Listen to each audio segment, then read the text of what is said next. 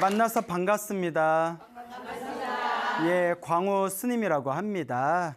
우리 또 멀리서 울산의 어느 신심 깊은 불심이 깊은 거사님께서 또 이렇게 편지를 보내오셨습니다.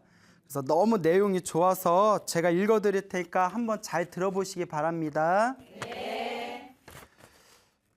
광우 스님께 올리는 글. 존경하는 광우 스님께 절 올립니다. 저는 경남 울산에 살고 있는 소나무 열렬팬 무자생 김아무개라고 합니다. 저는 항상 불교 TV를 신행생활의 큰 스승으로 삼고 의지하며 부처님 법대로 살아보자고 노력하는 걸어다니는 종합병원의 또 다른 별명을 가진 나약한 불자입니다. 건강이 많이 안 좋으신가 봐요. 예. 저는 크고 작은 수술을 6번 받는 중 어느 한 가지 수술이라도 아프지 않은 수술이 없었겠지만 특히 위암과 악성 피부암 수술은 너무나 고통이 심한 수술이라 지금도 그 통증의 고통을 잊을 수가 없습니다. 아유, 이거 너무 안타까워서 어떡해요.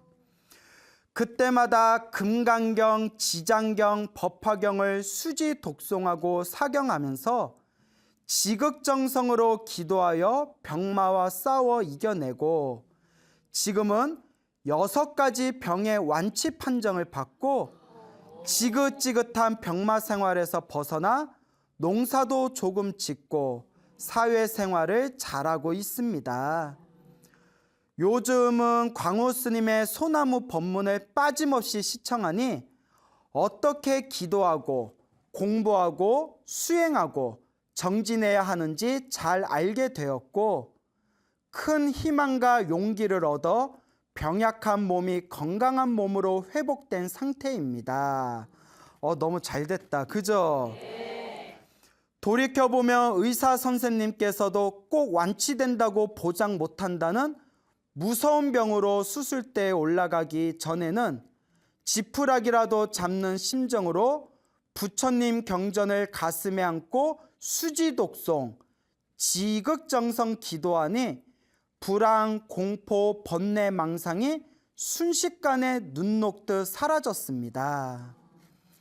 그 무서운 병의 대수술과 온몸이 터져나가는 하남치료의 고통도 거뜬히 이겨낼 수 있었던 것은 오직 부처님 경전에 의존하고 모든 것을 부처님께 바친 결과의 가피가 아니고 무엇이겠습니까? 정말 부처님 가피 받으신 거예요?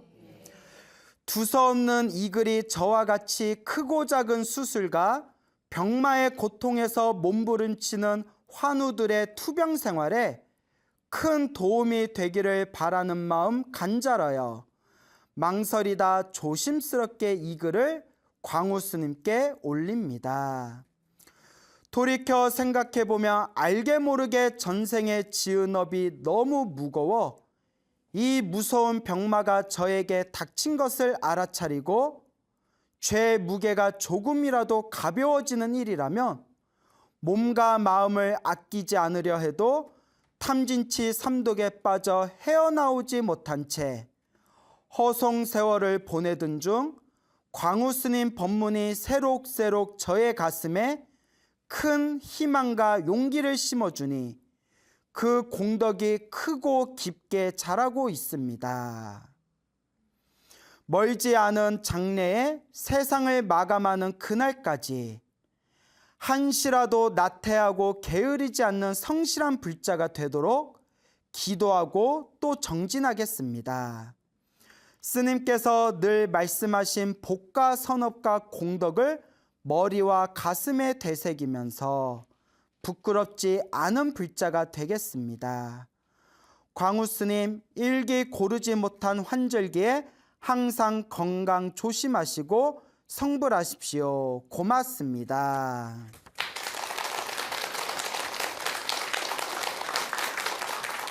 자, 편지 잘 들어보셨죠? 네. 이렇게 우리가 살아가면서 힘들고 괴롭고 답답할 때 부처님께 의지하고 기도하는 힘은 우리 삶에 아주 놀라운 큰 희망과 불빛이 됩니다. 그러니까 여러분들도 항상 힘들고 괴롭고 답답할 때 무엇을 열심히 하셔라?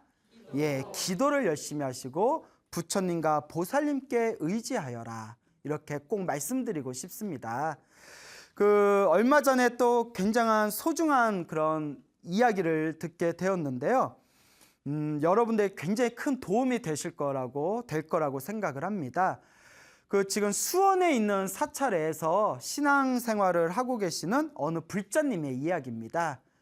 수원에 있는 사찰에서 신앙생활을 하고 계시는데 보살님께서 지금 연세가 66살이 되신대요. 66살이 되시는 이 불자님이신데 불자님께서 1980년도부터 그 식당을 운영을 하셨대요. 식당 가게를 운영하셨는데 거의 한 40년 되죠. 그 식당 가게를 운영할 때 급성 간염이 오셨대요. 급성 간염 굉장히 무서운 병이지 않습니까? 그래서 몸이 너무 이상하다 싶어서 병원에 갔더니 급성 간염이었는데 황달이 찾아왔대요. 온몸에 황달이 노래끼하게 황달이 생기고 몸에 퉁퉁 붓더래요. 얼굴하고 손발이 그냥 퉁퉁 붓는 거 있지 않습니까? 의사가 하는 얘기가 이건 무조건 쉬어야 된다. 무조건 쉬어야 된다. 약 먹고 좋은 음식 먹고 푹 쉬어라. 안 그러면 큰일 난다. 근데 미치고 팔짝 뛰겼대래요. 왜냐? 식당을 운영하면서 생계가 걸려 있으니까. 그때 어린 딸하고 아들이 있었대요. 어린 딸과 아들이 있었는데 생계를 책임지고 있는데 그 식당을 운영하지 않고 쉬어버리면 누가 애들 먹여 살려요. 이게 어떻게 보면 우리 같은 서민들은 하루 먹고 하루 사시는 분들 많지 않습니까? 참 쉬기도 힘들어요. 자, 정말 힘들고 괴롭고 도저히 어찌할 수도 없는 인생의 절벽과 같은 낭떠러지에 만났을 때 우리가 의지할 수 있는 가장 좋은 방법 중에 하나가 바로 무엇이다? 기도라는 거예요. 기도는 놀라운 기적과 가피를 우리에게 안겨줍니다. 이 보살님이 그 당시 40년 전이면 좀 젊었을 때잖아요. 그때 또 어디서 들은 내용이 있으셨는지 관세음보살을 부르셨대요. 관세음보살. 그러니까 따로 기도할 시간도 없었대요. 그냥 아침에 눈 뜨면 저녁에 잠들 때까지 식당에서 낮에 일하면서도 입으로 혹은 사람들이 있을 땐 마음속으로 계속 관세음보살 부르셨대요. 관세음보살.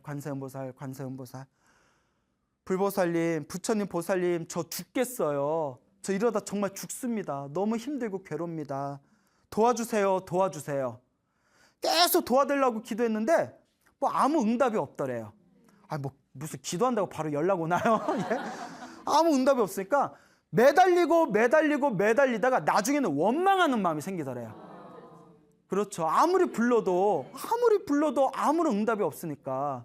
오죽하면 한국에서 가장 히트한 대표적인 노래 중에 대답 없는 너라고 있잖아요. 대답이 없어. 아무개야. 대답이 없어. 대답 없는 너 아세요? 예, 그건 아시는구나. 아무리 불러도 대답이 없으니까 막 원망하는 마음이 생기더래요. 아무리 기도해도 대답은 없고 매달리고 원망하면서 계속 관세음보살 불렀대요. 제발 살려달라고. 근데 여러분 중요한 게 있습니다. 소나무를 통해서 항상 말씀을 드렸지만 기도라는 게 전생에 복을 많이 지은 사람은 이번 생에 기도를 조금만 해도 효과를 빨리 봐요. 그것도 전생의 복이에요. 지어놓은 복이 있으니까. 전생에 지어놓은 복이 하나도 없는 사람, 흥분의 집에 그 쌀 항아리 마냥 박박 긁어도 쌀 한 탈 안 넣을 정도로 복이 없는 사람들은 기도를 아무리 많이 해도 효과를 좀 더디게 봐요. 근데 여기서 중요한 게 있습니다. 효과가 더디다고 부처님은 다 우리 속인 거야 하고 기도를 멈춰버리면 더 이상 영험이 없어요. 힘들든 괴롭든 꾸준히 밀고 가야 돼요. 기도하면 기도한 만큼 당장 효과가 있든 없든 반드시 기도의 가피는 남습니다. 기도해도 효과가 없고 힘들수록 내가 전생에 지은 복이 없어서 박복하게 살아서 이런가 보다. 그러니 지금 조금이라도 내가 더 닦아야 되겠다는 마음으로 계속 밀고 가야 됩니다. 보살님은 몸이 막 너무 아프고 힘들고 괴롭고 죽을 것 같고 기도할 시간도 없으니까 오직 하나, 관세음보살만 불렀대. 야, 관세음보살, 관세음보살, 관세음보살. 딱 몇 글자예요? 예, 이것도 계산해야 돼요? 관세음보살. 예, 여기는 바로 그 답이 나왔어요. 예? 예? 그때가 뭐 이렇게 칭찬할 만한 일은 아닌데 다른 분이 대답을 안 하니까 유독 이렇게 좀 빛나 보이네. 예? 관세음보살 5글자잖아요. 5글자를 놓치지 않았대요. 계속 관세음보살 매달리고 어느 날 꿈을 꿨대요.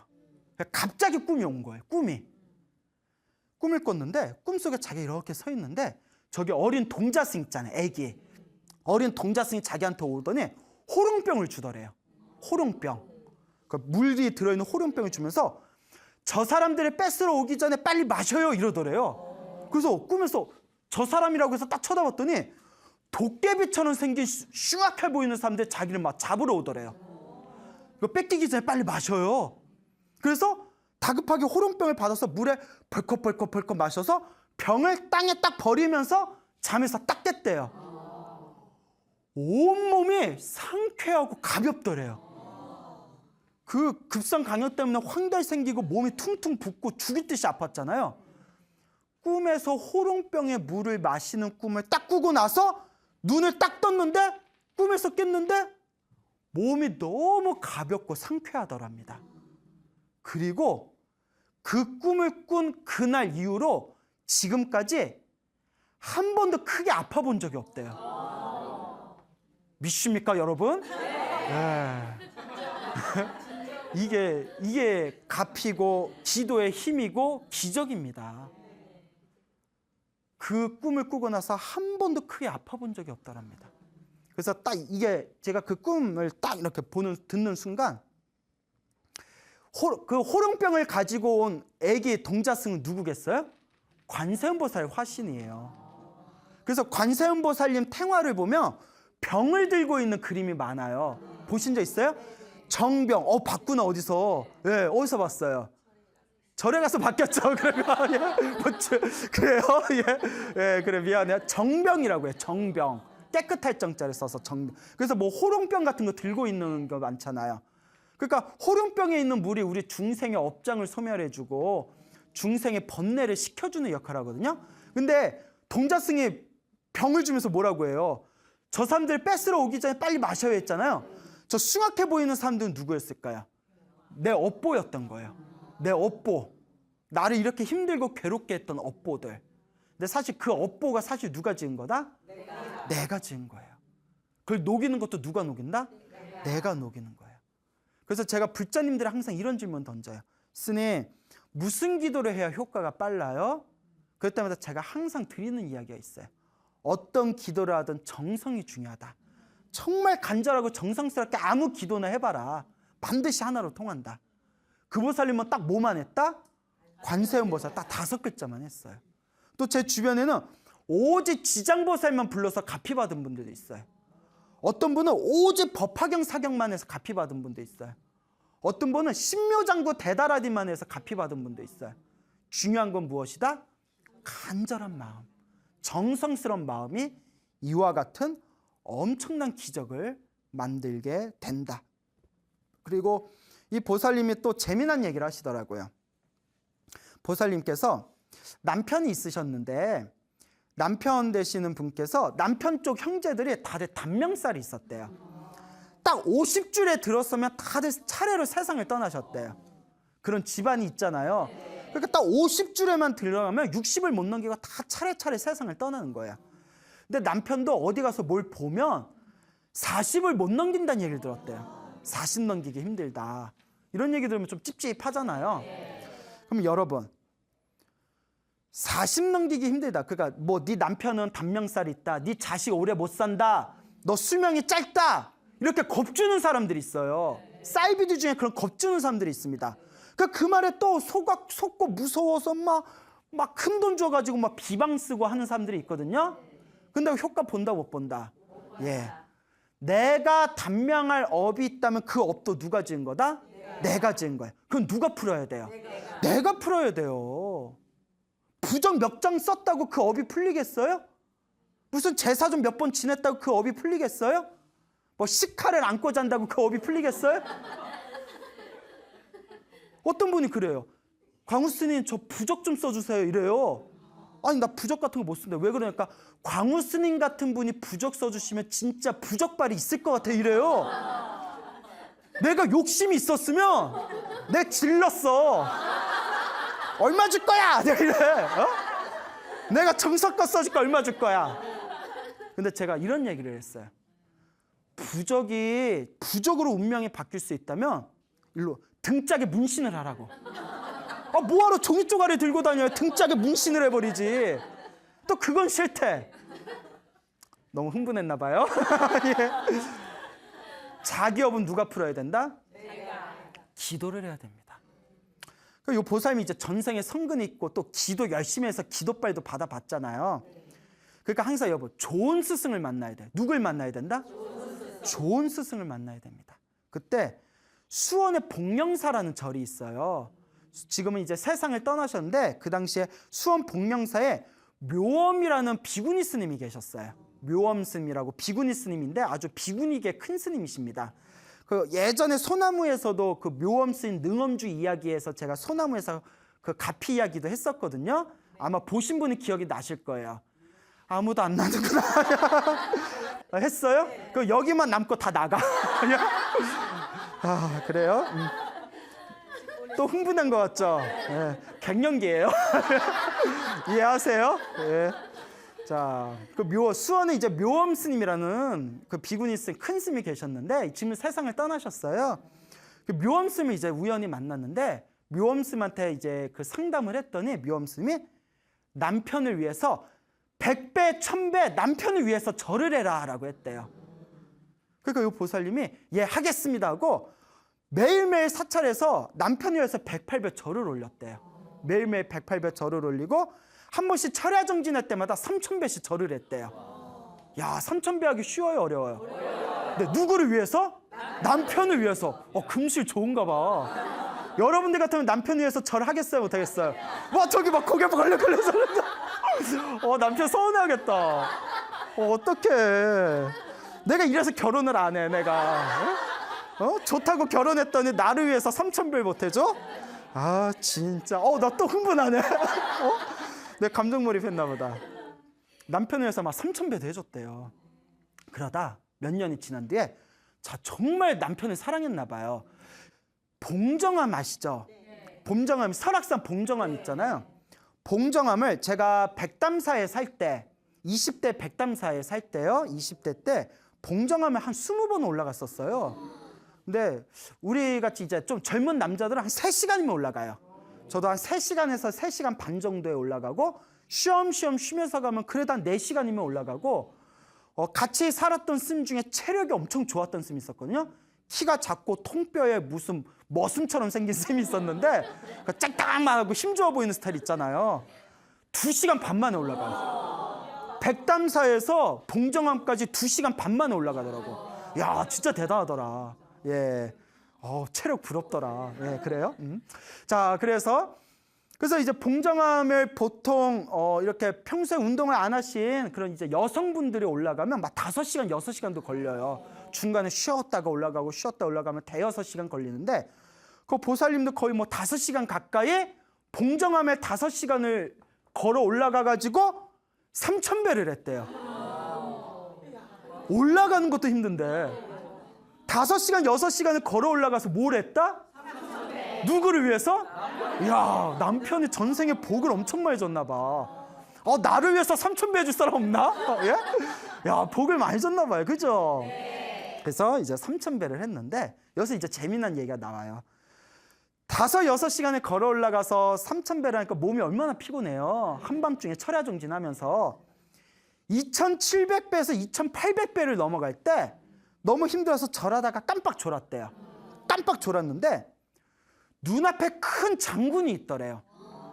무거운 갑옷을 들고 있는 큰 장군이 있었는데 장군이 점점 몸이 사르르르 녹더래요.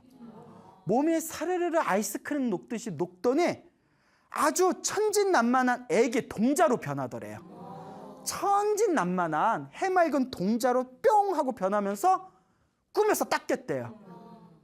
근데 마음이 너무 편안하더래요. 마음이 너무 편안해서 이제 거기 이제 산에서 내려왔는데 삼천배에 마치고 그렇게 남편이 59세까지 사셨대요. 물론 60은 못 넘기셨지만 그래도 40을 못 넘길 거라고 했던 분이 20년 가까이 사신 거잖아요.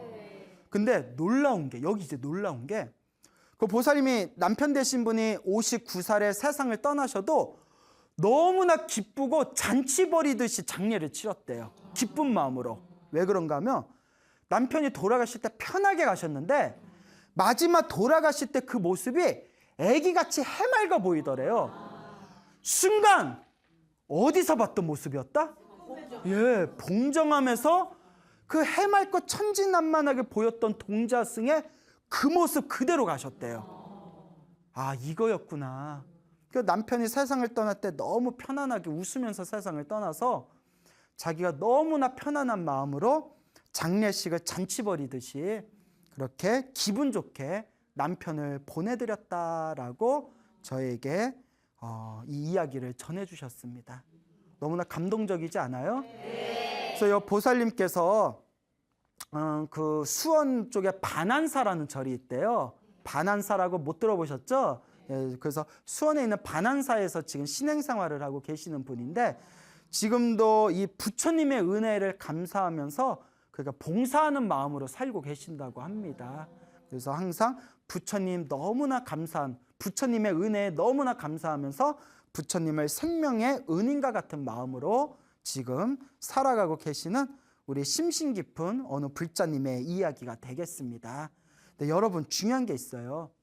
이런 얘기가 남 얘기가 되어서는 안 돼요. 이게 그냥 남이 겪은 이야기, 무슨 전설의 고향, 뭐 이야기 속으로 전설 따라 산천리 의미가 없어요. 이런 얘기, 아우 야 그때 광우스님 소나무 들었는데 되게 신기하더라, 재밌더라 하고 땡 처리되면 여러분들 운명에 아무런 변화가 없어요. 근데 그런 사람 주변에 많다? 주구장창 소나무는 들어. 근데 자기가 기도는 안 해. 남 얘기 아니야. 예? 여러분, 남 얘기가 아니에요. 이런 이야기를 들으면 결국 내 자신이 기도를 해야 됩니다. 그래서 불교에 무슨 얘기가 있냐? 남의 목장에 소 백날 헤아려봤자 나랑 무슨 관계가 있냐, 이런 말이 있어요. 여러분 뭐 은행에서 막 돈 세잖아요. 나 오늘 1억 셌어. 손에서 돈 냄새 나. 근데 내 돈이에요, 아니에요? 남의 돈 백날 세봤자 내 돈은 아니에요. 물론 뭐 은행원 분들은 직업으로 하는 거니까 이건 그냥 비유예요. 남의 목장에 저 집에 소가 몇 마리 있지 백날 세봐야 내 손 한 마리도 없어요. 남의 이야기 백날 들어봤자 내 이야기는 아니에요. 여러분의 기적과 여러분의 가피는 누가 만들어야 된다? 여러분들이. 내 본인이 만들어야 됩니다. 그 여러분 이런 얘기 들으면 신기하다고 흘려버리지만 말고 여러분들이 기도를 하셔야 됩니다. 관세음보살 부르든 지장보살을 부르든 매일매일 108배를 하든 여러분들이 기도를 한 만큼 물방울이 바위 위에 뚝뚝 떨어지는 것 같고 물방울이 바위 위에 떨어지는 걸 보고 당장은 아무 효과가 없는 것 같아도 꾸준히 떨어진 그 낙수물이 언젠가는 무엇을 뚫게 된다? 바위를 뚫게 되듯이 단단한 내 업장과 내 업보를 기도의 힘으로 뚫어낼 수가 있는 겁니다. 근데 꾸준히 기도하세요. 기도를 통해서 운명은 반드시 바뀌게 됩니다. 자, 그래서 이와 같이 여러분들도 인생을 살아가시면서 힘들고 괴롭고 답답한 일이 있으면 무엇을 해라? 기도해라. 근데 사실 기도만 하면 안 돼요. 기도하면서 내가 힘들고 괴롭고 답답하게 사는 게 전생에 복을 안 지어서 그래요. 박복하게 살아서 그래요. 기도하면서 무엇을 많이 지어야 된다? 복을 많이 지어야 돼요. 복 짓는다는 거는 남을 위해서 배려하는 삶을 사는 거예요. 부처님께 공양도 올리고 부처님한테 물 한 잔을 올리더라도 정성껏 올리고 내 주위에 힘들고 괴로운 사람 있으면 내 형편껏 조금이라도 도와주고 그렇게 남을 위한 자비심을 일으키면서 기도를 하면 점점 나의 힘들고 괴롭고 어두웠던 내 업보의 에너지가 점점 밝고 환하고 행복한 쪽으로 내 운명의 에너지가, 내 운명의 노선이 긍정적인 쪽으로 바뀌게 될 것입니다. 제 주변의 소나무를 보시고, 우리가 소나무를 한 지 거의 4년이 돼가요. 진짜 우리 오래 한 거예요. 그래서 제 주변에 소나무를 보시면서 기도를 시작하신 분들 중에 가피 받은 분들이 많아요. 정말 많습니다. 즉 그 이야기가, 오늘도 저랑 이제 친한 PD님하고 대화하다가 PD님이 아직도 할 이야기가 남았나요 해서 지금 새로운 이야기가 막 쏟아지고 있다고. 그래서 이거 언제 끝나? 네? 그래서 여러분, 힘들고 괴롭고 답답할 때 기도하세요. 기도하는 거 어렵잖아요. 관세음보살부터 시작하세요. 지장보살부터 시작하세요. 108배부터 시작하십시오. 간절하게 기도하는 여러분들의 마음이 여러분들의 운명을 바꾸어 나가게 될 것이다. 꼭 명심하시기 바랍니다. 알겠죠? 네. 자, 그래서 또 재미난 이야기를 하나 해드릴게요. 이것도 어느 분의 굉장히 감동적인 이야기인데, 어느 부부가 있었대요. 이 부부가, 남편이 이제 오랫동안 회사 생활을 하면서 돈을 좀 저축을 많이 했나 봐요. 이제 말년에 저축을 평생 동안 해놓은 돈이 있는데, 사람 마음이 그래요. 이제 회사를 좀 그만둘 때쯤 되니까 어느 순간 좀 노후를 위해서 목돈을 좀 만들어야 되겠다, 투자를 해서 목돈 만들어야 되겠다, 이런 욕심이 생길 때가 있잖아요. 그래서 뭐 펀드도 하고 주식도 하고 하잖아요. 그러다 돈 날린 사람 많이 봤거든요. 나랑 아주 친한 분도, 돈을 엄청나게 많이 벌었던 분도 주식 잘못했다가 그 돈을 완전 허공에 날린 분이 계시는데, 참 그러니까 이거 함부로 손댈 게 아니에요. 부인이 목돈 만든다고 투자를 했다가 남편이 모아둔 돈을 다 써버렸대요. 다 날려버린 거예요. 난리가 난 거죠. 그 돈 아까워서 어떡해. 근데 이게 사람이 이제 눈이 한번 돌아가잖아요. 부인 되는 분이 그 본전 찾겠다고 이번에 빚까지 져가지고 투자했는데 또 날린 거예요. 집안이 난리가 났죠. 요새 이런 얘기 하더라고요. 노후 자금 없어도 되니까 빚 없는 것만 해서 성공했다고. 그렇죠. 그런 얘기 있죠. 빚 없으면 성공했다고. 예. 제가 빚은 없어요. 예? 저도 빚은 없네요. 생각해보니까. 그래요. 뭐 머리 깎고 승복 입었는데 하루 세끼 밥 먹으면 호강하는 거죠. 뭐. 그래, 빚은 없다, 야. 네. 그 집안이 진짜 난리가 나는 거예요. 맨날 부부싸움하고, 요년 저년 이놈 저놈, 뭐 얼씨구 절씨구 차차차 뭐 이러면서, 그 집안 꼴이 어떻게 되겠어요? 난리가 나죠. 그냥 막 난리가 나요. 그러니까 막 남편하고 아내하고 막 싸우면서, 너와 나의 만남은 인연인 줄 알았더니 진짜 인연이 됐네 막 이러면서, 네 인연 막 이러면서. 그래서 이제 딸이 있었는데, 중학생 딸이 이제 집안이 막 난리가 나니까 딸이 막 엇나가더래요. 불량소녀가 되고 비행소녀가 되더니 집을 나가서 가출을 해버린 거예요. 여자애가. 집안이 이제 난리가 나고 막 힘들고 괴롭고, 이대로는 안 되겠다 싶어서 그때 절에 좀 다녔나 봐요. 기도를 많이 하신 분한테 상담을 받았대요. 상담을 하면서 이제 새로운 걸 알게 된 거예요. 여러분도 인생이 너무나 안 풀릴 때 자기 살아왔던 삶을 한번 잘 반추해 보세요. 이거 중요한 겁니다. 여러분, 원인 없는 결과는 없습니다. 원인 없는 무엇은 없다? 결과는 없어요. 아니 땡 굴뚝에 연기 나라 있죠? 나무를 태워야 연기가 나는 거예요. 기도를 많이 하신 분하고 상담을 하면서 많은 걸 느끼겠는데, 첫째, 남편 되는 분이 자기가 동생이 있었는데 어렸을 때 동생이 우물에 빠져 죽은 적이 있었대요. 우물에 빠져 죽은 적이 있었고. 근데 다 그런 건 아닌데, 집안에 좀 안 좋게 돌아가신 분이 있을 때 좀 집안에 우환이 있는 경우가 있어요. 물론 다 그런 건 아니에요. 또 이런 거에 너무 속아서도 안 되고, 다만 그런 이야기가 있다는 거예요. 그래서 제가 이런 얘기가 되게 조심스러워요. 예, 그래서 또 이런 거에 너무 혹할 필요는 없는데, 간혹 절에 있다 보면 그런 어떤 영적인 거 있잖아요. 안 좋게 돌아가신 분이 많으면 좀 영적인 거. 그리고 무슨 얘기 하나 해드릴까요? 집에 가족 중에 자살한 분이 있으면, 자살한 분들이 좀 많으면 꼭 자손 중에 자살하는 사람들이 또 나와요. 그 얘기 듣지 않았어요? 그거 있어요, 진짜. 그럴 때는 기도를 많이 해주고 천도제 지내주고 해야 돼요. 저 그런 경우 많이 들었어요. 그럴 때 막 지장기도도 많이 해주고 안 좋게 돌아가신 분들을 위해서 기도를 많이 해줘야 돼요. 그 효과 있습니다. 또 이런 얘기 소나무에서도 몇 번 했었는데, 어렸을 때 동생이 우물에 빠져 죽은 적이 있었고요. 두 번째, 조상님들이 자기 위에 이제 조상님들이 사냥을 많이 했대요. 살생을 해서 살아있는 짐승을 잡아 죽여서 많이 잡아먹었대요. 불교에서 이걸 살생업이라고 하거든요. 예. 그래서 사냥을 많이 해서 살생업을 많이 졌대요. 살생업보를 굉장히 많이 졌고, 세 번째가 부인이, 여러분들 이거 중요합니다. 이거 지금 소나무 보고 계신 분들, 낙태를 많이 했대요. 이 낙태 업보가 커요.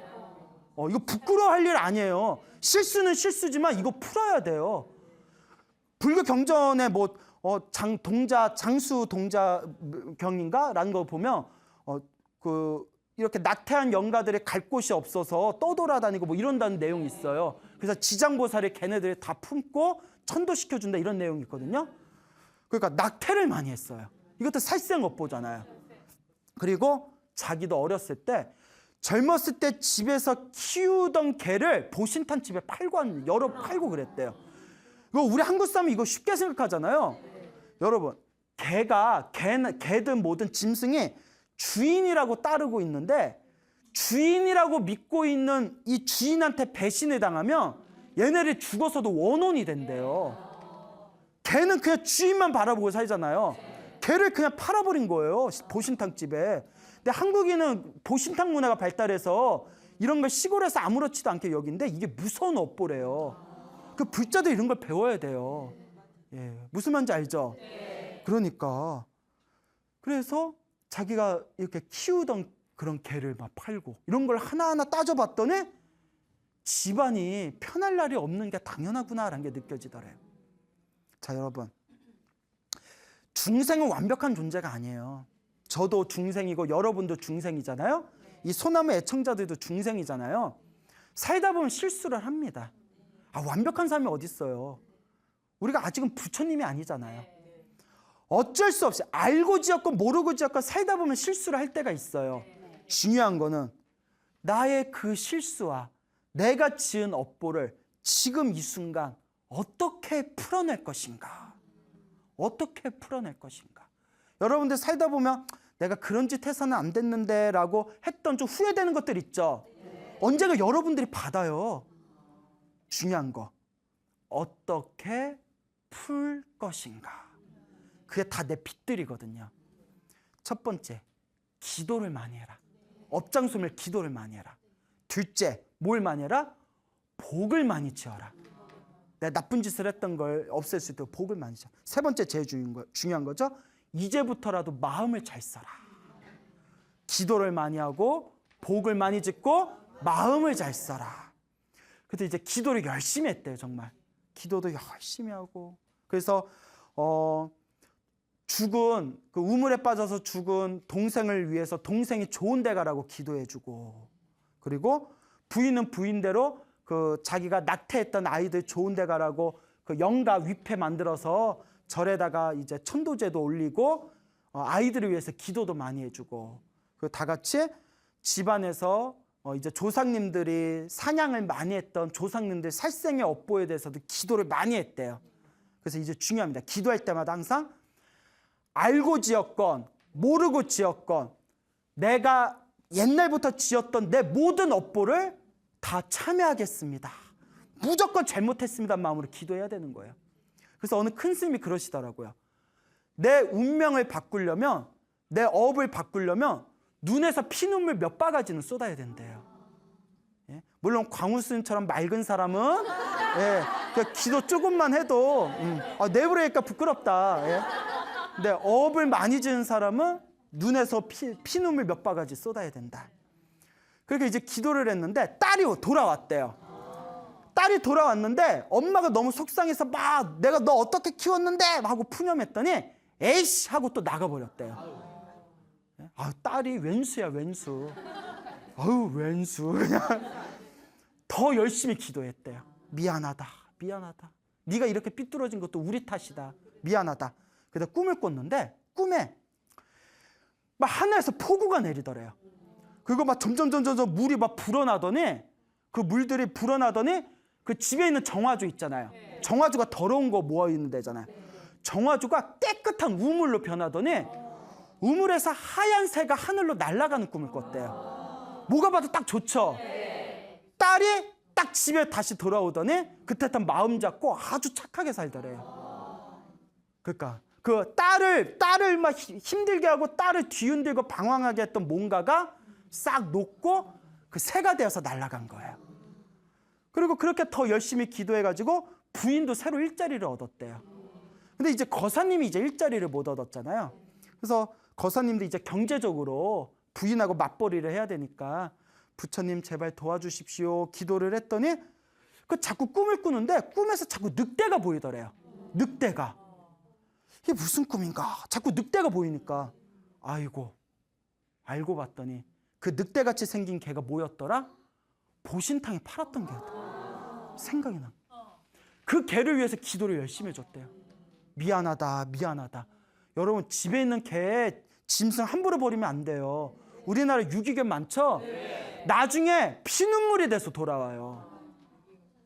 그래서 미안하다 미안하다 기도를 해줬는데 그렇게 기도를 해주고 나서 꿈을 꿨는데 꿈에 어떤 사람들이 우르르르 나무 상자를 갖고 오더니 꿈에서 그동안 당신을 여기로 부르려고 했는데 누가 자꾸 당신을 붙들고 있어서 우리가 못 불렀습니다. 이제 당신은 자유로워졌으니 이제 괜찮습니다 하면서 나무 상자에서 종이를 주더니 주머니에 넣어주더래요. 그 문서 받는 꿈 있죠? 문서 받는 꿈. 종이에 이렇게 주머니에 넣어주는 꿈을 꾸면서 딱 깼는데 얼마 안 지나서 직장을 얻었대요. 그 문서 받는 꿈. 너무나 부처님 은혜에 감사해서 지금도 부처님 은혜 갖는 마음으로 열심히 기도하는데 그렇게 마음이 편안하고 집안이 편안해졌대요. 이게 기도의 힘입니다. 여러분 많은 분들이 저를 광우스님 상담 한번 받아보고 싶다고 많이들 오셔요. 근데 제가 절대 정말 미안한 말이지만 제가 만나드리기 싫은 게 아니라 정말 바빠요. 그런데 문제가 뭐냐면 만나도 제가 드릴 말씀이 없어요. 저는 오직 하나. 뭐 해라? 기도해라. 왜 광우스님 볼 시간에 기도해라. 부처님의 의지해야지 광우스님 얼굴 봤자 뭐하냐. 물론 내가 귀여운 건 나도 알아요. 나도 아는데 나 왕자병 걸렸나 봐. 아는데 힘들고 답답해서 상담 받을 바에 뭐 해라? 기도해라. 부처님의 의지해라. 라고 꼭 당부의 말씀 드리고 싶습니다. 막 비웃어 지금. 비웃어. 여러분 힘들고 괴로울 때 세 가지 무엇을 해라?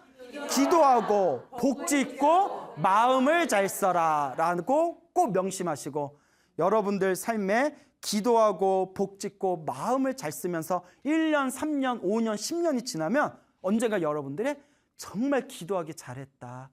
효과가 있는 듯 없는 듯 하지만 시간이 지나더니 결국 부처님의 공덕과 가피는 분명히 있었구나라는 것을 내면에서 느끼시게 될 겁니다. 알겠죠? 네. 여러분 행복해지고 싶습니까? 네. 행복한 삶을 창조하고 싶습니까? 네. 복을 지으십시오. 선업을 지으십시오. 공덕을 쌓으십시오. 복과 선업과 공덕의 힘이 여러분들을 진정한 행복의 길로 이끌어 줄 것입니다. 오늘 여기서 마치겠습니다. 소중한 나 무한행복.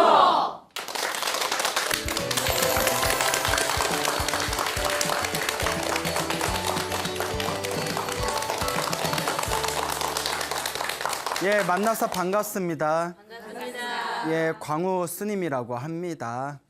여러분, 삶에 대해서 생각해 본 적 있으세요? 네. 삶에 대해서 고민해 보시고 결론이 뭐였나요?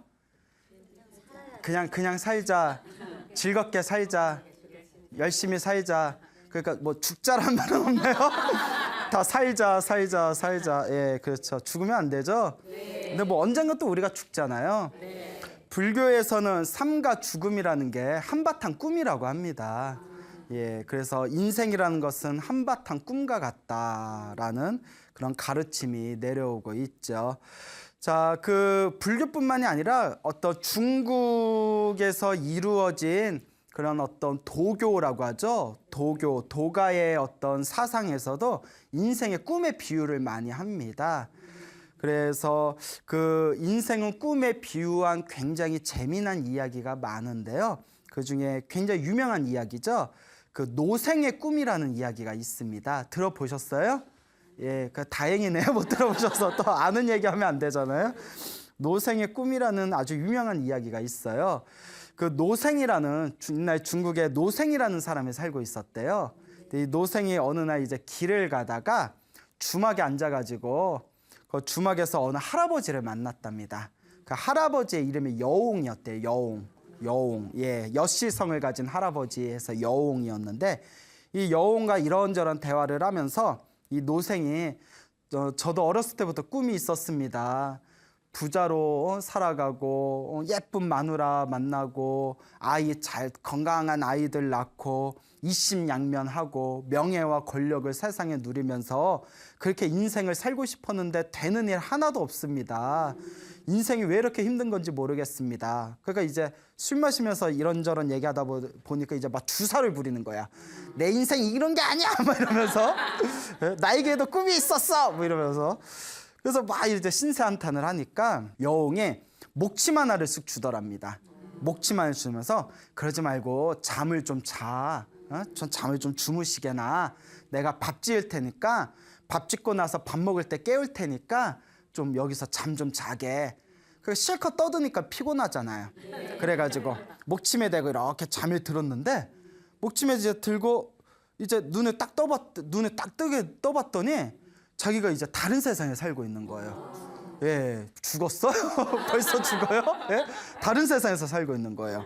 자기가 이제 뭐 아주 그냥 지체 높은 가문에 이제 큰 이제 벼슬을 얻게 되어서 또 아름다운 여인을 만나가지고 아주 그냥 드높은 그런 큰 권력과 명예를 누리다가 역적으로 반역죄로 붙잡히게 됩니다.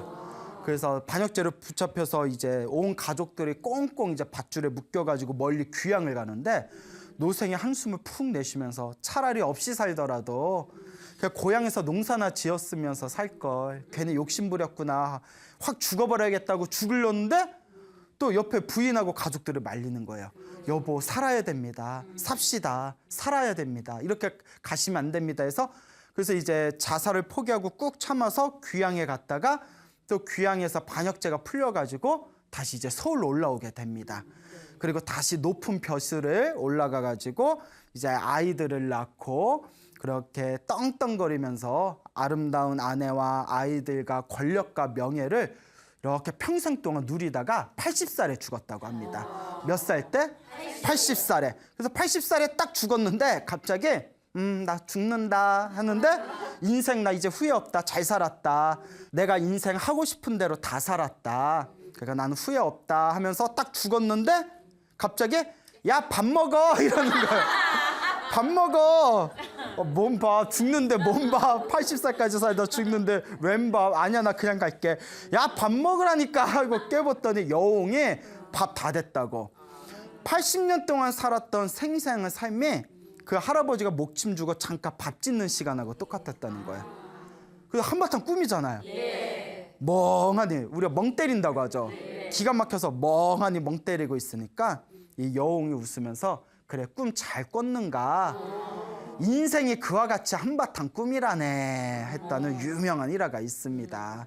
그래서 유명한 얘기가 있죠. 영웅 호걸들이 세상을 움켜쥐고 뒤흔들다가 죽을 때가 돼서 그 아롱아롱거리는 그 등잔불을 보면서 자기의 삶을 추억해보니 한바탕 뭐였다? 꿈이었구나. 그런 이제 유명한 이야기가 있죠. 그래서 우리가 살아가는 불교에서는 우리가 살아가는 우리 삶의 모습이 다 삶과 죽음이 다 꿈이래요. 그러니까 내 마음이 만든 환상의 세계래요. 내 마음이 만든 환상의 세계인데 행복하게 살아갔으면 좋은 꿈 꾼 거고 좀 힘들고 괴롭게 살다가 갔으면 그냥 개꿈 꾼 거고 좋은 꿈이나 개꿈이나 결론은 뭐다? 예, 내 마음이 만든 환상의 세계였다. 그러니까 네 마음이 만든 세계에 속지 말아라. 이게 이제 부처님의 가르침이죠. 그 내 마음이 만든 세상에서 내 마음이 만든 환상에서 활짝 눈을 뜰 수 있는 거. 그래서 큰 깨달음을 얻었다. 크게 큰 꿈에서 크게 깨었다 해가지고 부처님의 대각이라고 부릅니다. 큰 대자에다 깰깍자. 예, 크게 깨셨다. 크게 깨달으셨다. 여러분들은 꿈에서 깬 것 같아요? 못 깬 것 같아요? 예, 그래요. 그걸 중요해요. 그걸 아는 게. 뜬금없이 나 깼는데 이래버리면 깼는데 여기 뭐하러 앉아있어. 예, 도인인데요. 예, 우리는 아직도 그 인생이라는 꿈을 꾸고 있구나. 자, 그 유명한 조신의 꿈이라는 또 우리나라 유명한 이야기가 있습니다. 조신의 꿈은 다 들어보셨죠? 와, 이 유명한 이야기를 몰라요? 예, 다행이네요. 또 아는 얘기하면. 근데 이거 굉장히 유명한데 이거 교과서에도 나오는 이야기인데 학교 다닐 때 공부 안 했죠? 예, 그래. 또 솔직. 왜 이렇게 솔직하세요? 예? 부담스럽게 솔직하시네.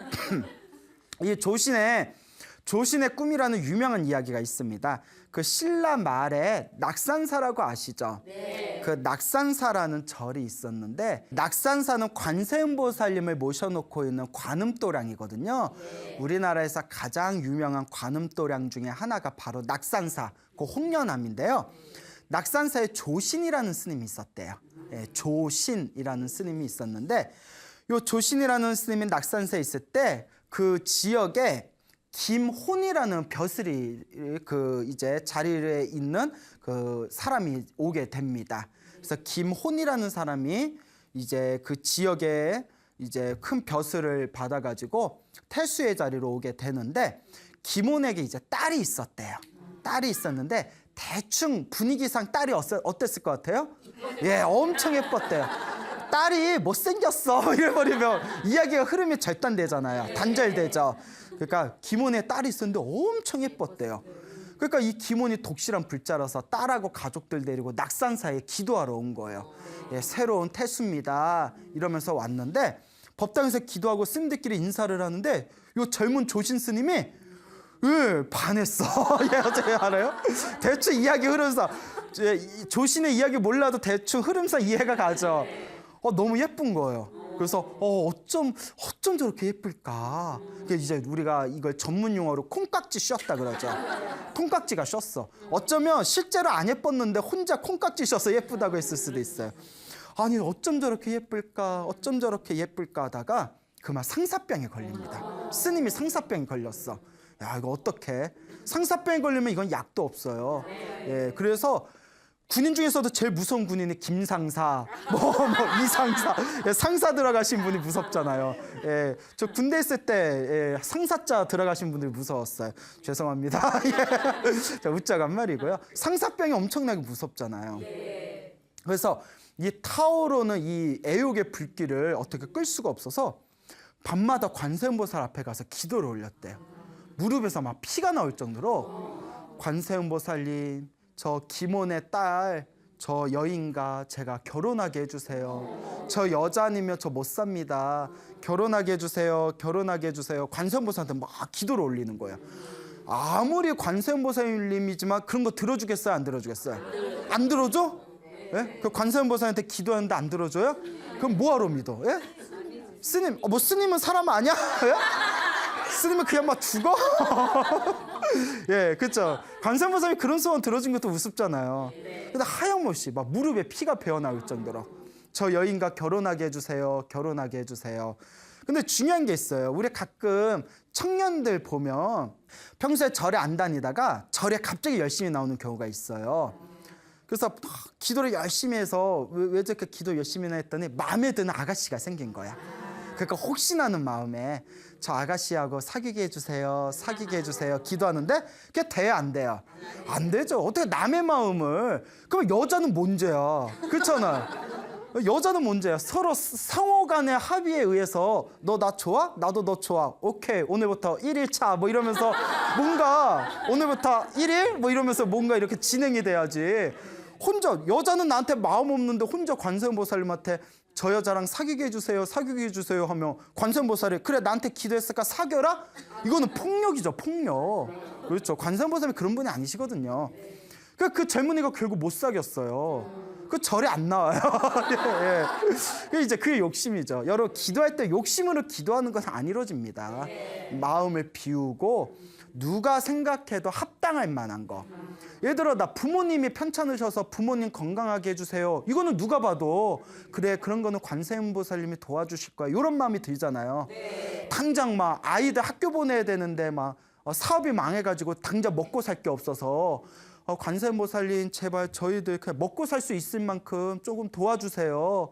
이런 것도 또 우리가 옆에서 보면 짠해지면서 그래, 관세음보살님이 그 정도는 도와주실 거야, 이런 건 있잖아요. 그런데 저 아가씨랑 사귀게 해주세요 하면 뭔가 느낌이, 야, 관세음보살님도 그거는 좀, 야, 그런 소원은 안 들어주실 것 같다, 이런 느낌 들죠. 그러니까 누가 상호간에 충분한 협의가 이루어지지 않은 나만의 어떤 욕망은 불보살님께서 들어주질 않으십니다. 자, 그렇기 때문에 어쨌거나 조씨는 막 그런 욕망에 이제 기도를 올리는 거예요. 저 여자랑 결혼하게 해주세요, 결혼하게 해주세요. 하염없이 절을 하다가 깜빡 잠에 듭니다. 잠에 드는데 누가 법당 밖에서 스님, 스님 하고 부르는 거예요. 조신 스님, 조신 스님 이러는 거예요. 스님 조심하세요 막 이러면서 조신 스님, 예, 미안합니다. 조신 스님 부르니까 스님이 그 안악네, 그 여인의 기몬 딸의 목소리인 거예요. 그래서 잠에서 깨가지고 법당 밖으로 이렇게 나가보니까 그 기몬의 딸이 다 이렇게 서 있는 거예요. 아니, 이 늦은 저녁에 어쩐 일이라고.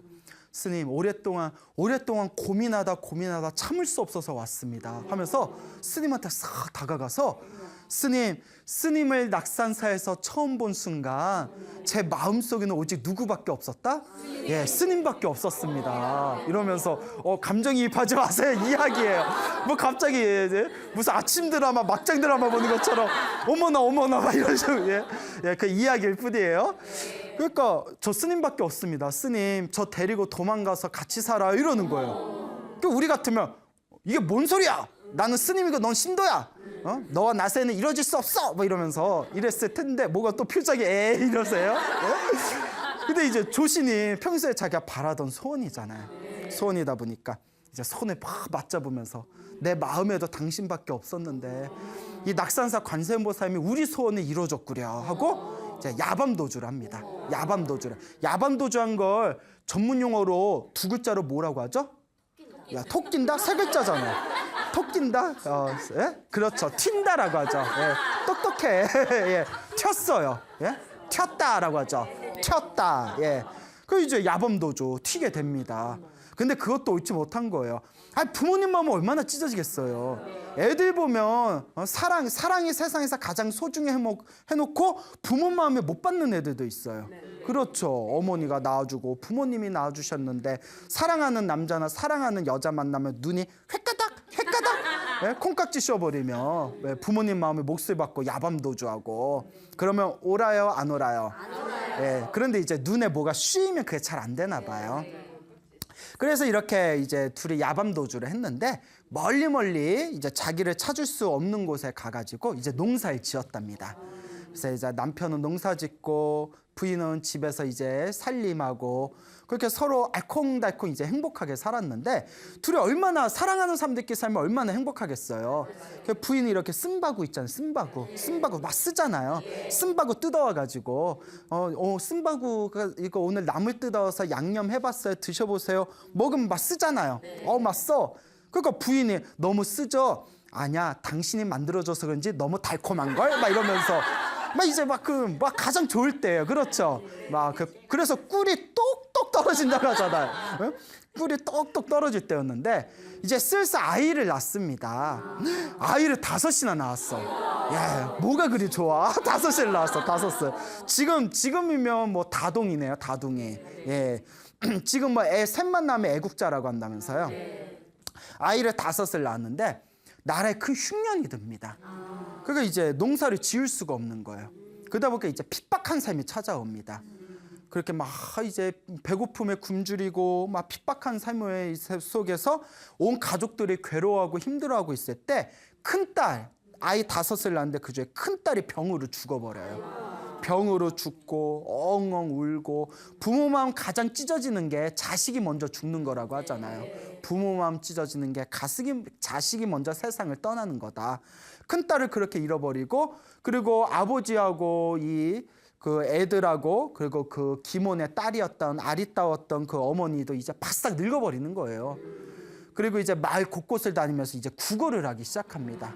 구걸을 하다가 남편도 아내도 이제 힘들어가지고 쓰러졌을 때 또 10살 된 그 딸이, 그 조그만 딸이 이제 마을에 구걸을 갔다가 걔한테 또 물려버린 거예요. 걔한테 물려가지고 남 얘기 같지 않죠? 우리 지금 현실에도 일어나는 일이에요.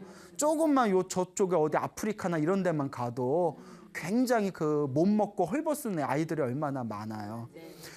그래서 10살 된 딸은 구걸 가다가 걔한테 물리고, 걔한테 물린 딸을 부둥켜 안고 막 엉엉 울고, 그리고 조신이 자기의 사랑하는 아내를 봤더니 바싹 그 고왔던 얼굴에 바싹 늙어가지고, 그때 처녀였을 때 봤을 때는 환한 보름달 같았는데 지금은 폭삭 이제 가라앉은 호박 같구나 이러면서, 그 인생의 무상함이죠. 어쩌겠어요. 또 옛날에는 빨리 늙었잖아요.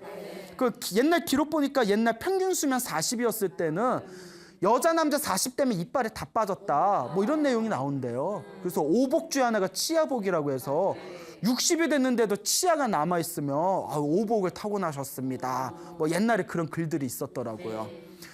자, 옛날에 뭐 없이 못 먹고 살 때니까. 그러니까 부인하고 이렇게 얘기합니다. 여보, 차라리 그때 그대와 내가 만나가지고 서로 마음이 맞아서 도망칠 게 아니라 서로 그 마음을 잘 정리를 해서 나는 스님으로 살고 그대는 그냥 태수의 딸로 좋은데 시집 갔으면 우리 자식 새끼들도 이런 고통 안 당했을 텐데, 이 서로의 사랑과 애욕이 오히려 집착이 되어 괴로움을 낳았구려. 이대로 있다가는 가족들이 다 죽고 말 것이요. 차라리 아들 둘은 내가 데려가고 딸 둘은 그대가 데려가시오. 혹시라도 부모님이 살아계시면 설마 딸하고 손녀들 죽이게 하겠소. 가서 잘못을 비신다면 끼니라도 때우지 않겠소 하면서 이제 아이 5 중에 첫째 딸은 잃어버리고 이제 내 낳은 애들 중에 둘은 아들이고 둘은 딸이었나 봐요.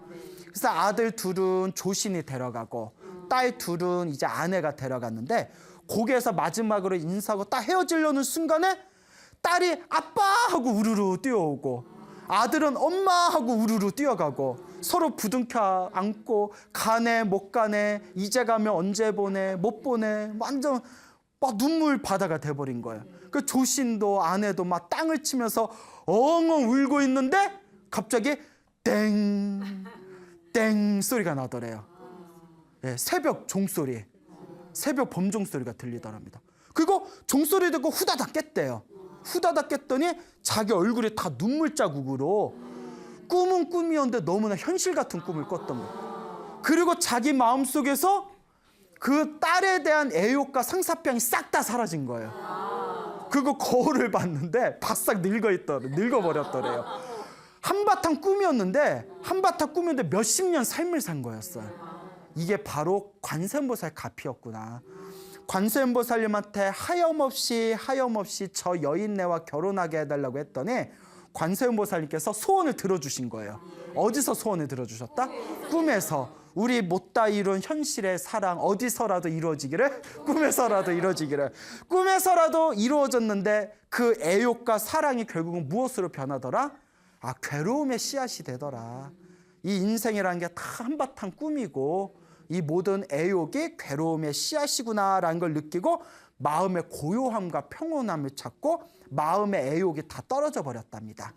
그리고 조신 스님이 관세음보살님한테 감사합니다 하염없이 절을 올리면서 그 뒤로 조신 스님이 마음의 모든 번뇌를 놓아버리고 열심히 수행해서 큰 스님이 되셨다라는 그런 아름다운 이야기가 불교설화에 전해지고 있습니다. 그러니까 이와 같이 아까 말했던 노생의 이야기도 꿈에서 80년을 살잖아요. 명예와 권력을 누리다가 80년을 살았지만 깨고 보니까 뭐였다? 한바탕 꿈이었구나. 또 지금 드린 조신의 꿈 이야기도 조신이 사랑하는 여인을 만나서 그렇게 행복하게 살아가다가 굶주리고 괴롭게 살아가면서 가족들끼리 뿔뿔이 흩어지는 그런 고통까지 맛보잖아요. 딱 깨고 나니까 한바탕 뭐였다? 꿈이었구나. 그래서 이게 하나의 이야기가 아니라 실제로 우리의 삶이 다 이런 꿈과 같대요. 삶과 죽음이라는 게 실제로 일어나고 있는 현실 같지만 깨달은 자의 입장에서 보면 우리 마음이 만든 한바탕 꿈이었구나.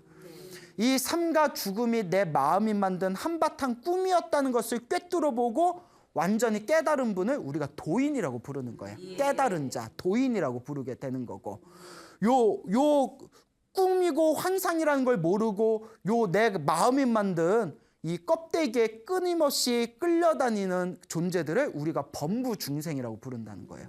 범부중생. 그래서 불교에서는 삶과 죽음에서 일어나는 좋은 일도 내가 지은 어변이고, 삶과 죽음의 사이에서 일어나는 나쁜 일, 좋은 일, 이 모든 것이 내가 지은 어변이니 이 거대한 내가 만든 업의 세계에 끄달리지 말아라. 이 업의 세계에서 자유로워져라. 그러기 위해서는 번뇌를 내려놓고 깨달음을 얻으라고 끊임없이 강조하고 있는 거죠. 그러니까 여러분들도 이 이야기를 내 삶의 지혜로 받아들이면 인생을 살아가는데 굉장히 좋은 긍정적인 영향을 일으킬 수가 있습니다. 살다 보면 안 좋은 일 생길 때가 있잖아요. 그러면 안 좋은 일 생길 때 그 나쁜 일을 현실이라고 그 고통을 있는 그대로 가슴속에 담아두면 나중에 멘탈이 붕괴가 됩니다.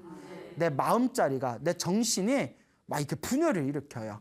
그럼 막 괴로움과 극심한 슬픔과 막 우울증이나 이런 것들이 막 솟구칠 수가 있거든요.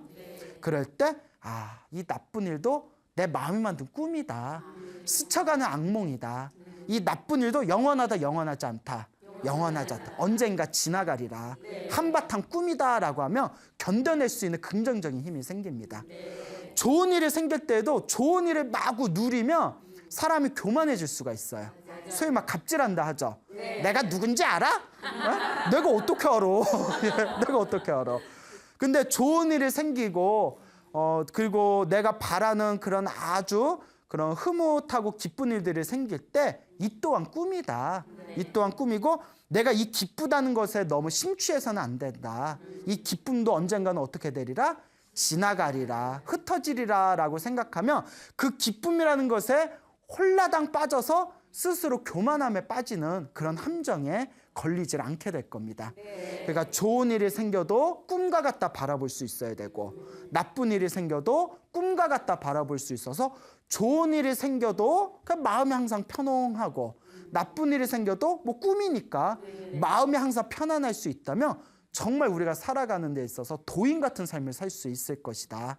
근데 여러분들도 살아가면서 좋은 일이 생기면 좋은 일이 생기는 대로 내가 좋은 꿈 꾸고 있나 보구나. 나쁜 일이 생기면 나쁜 일이 생기는 대로 내가 지금 좀 나쁜 꿈 꾸고 있나 보구나. 하지만 꿈은 실체가 있다 없다.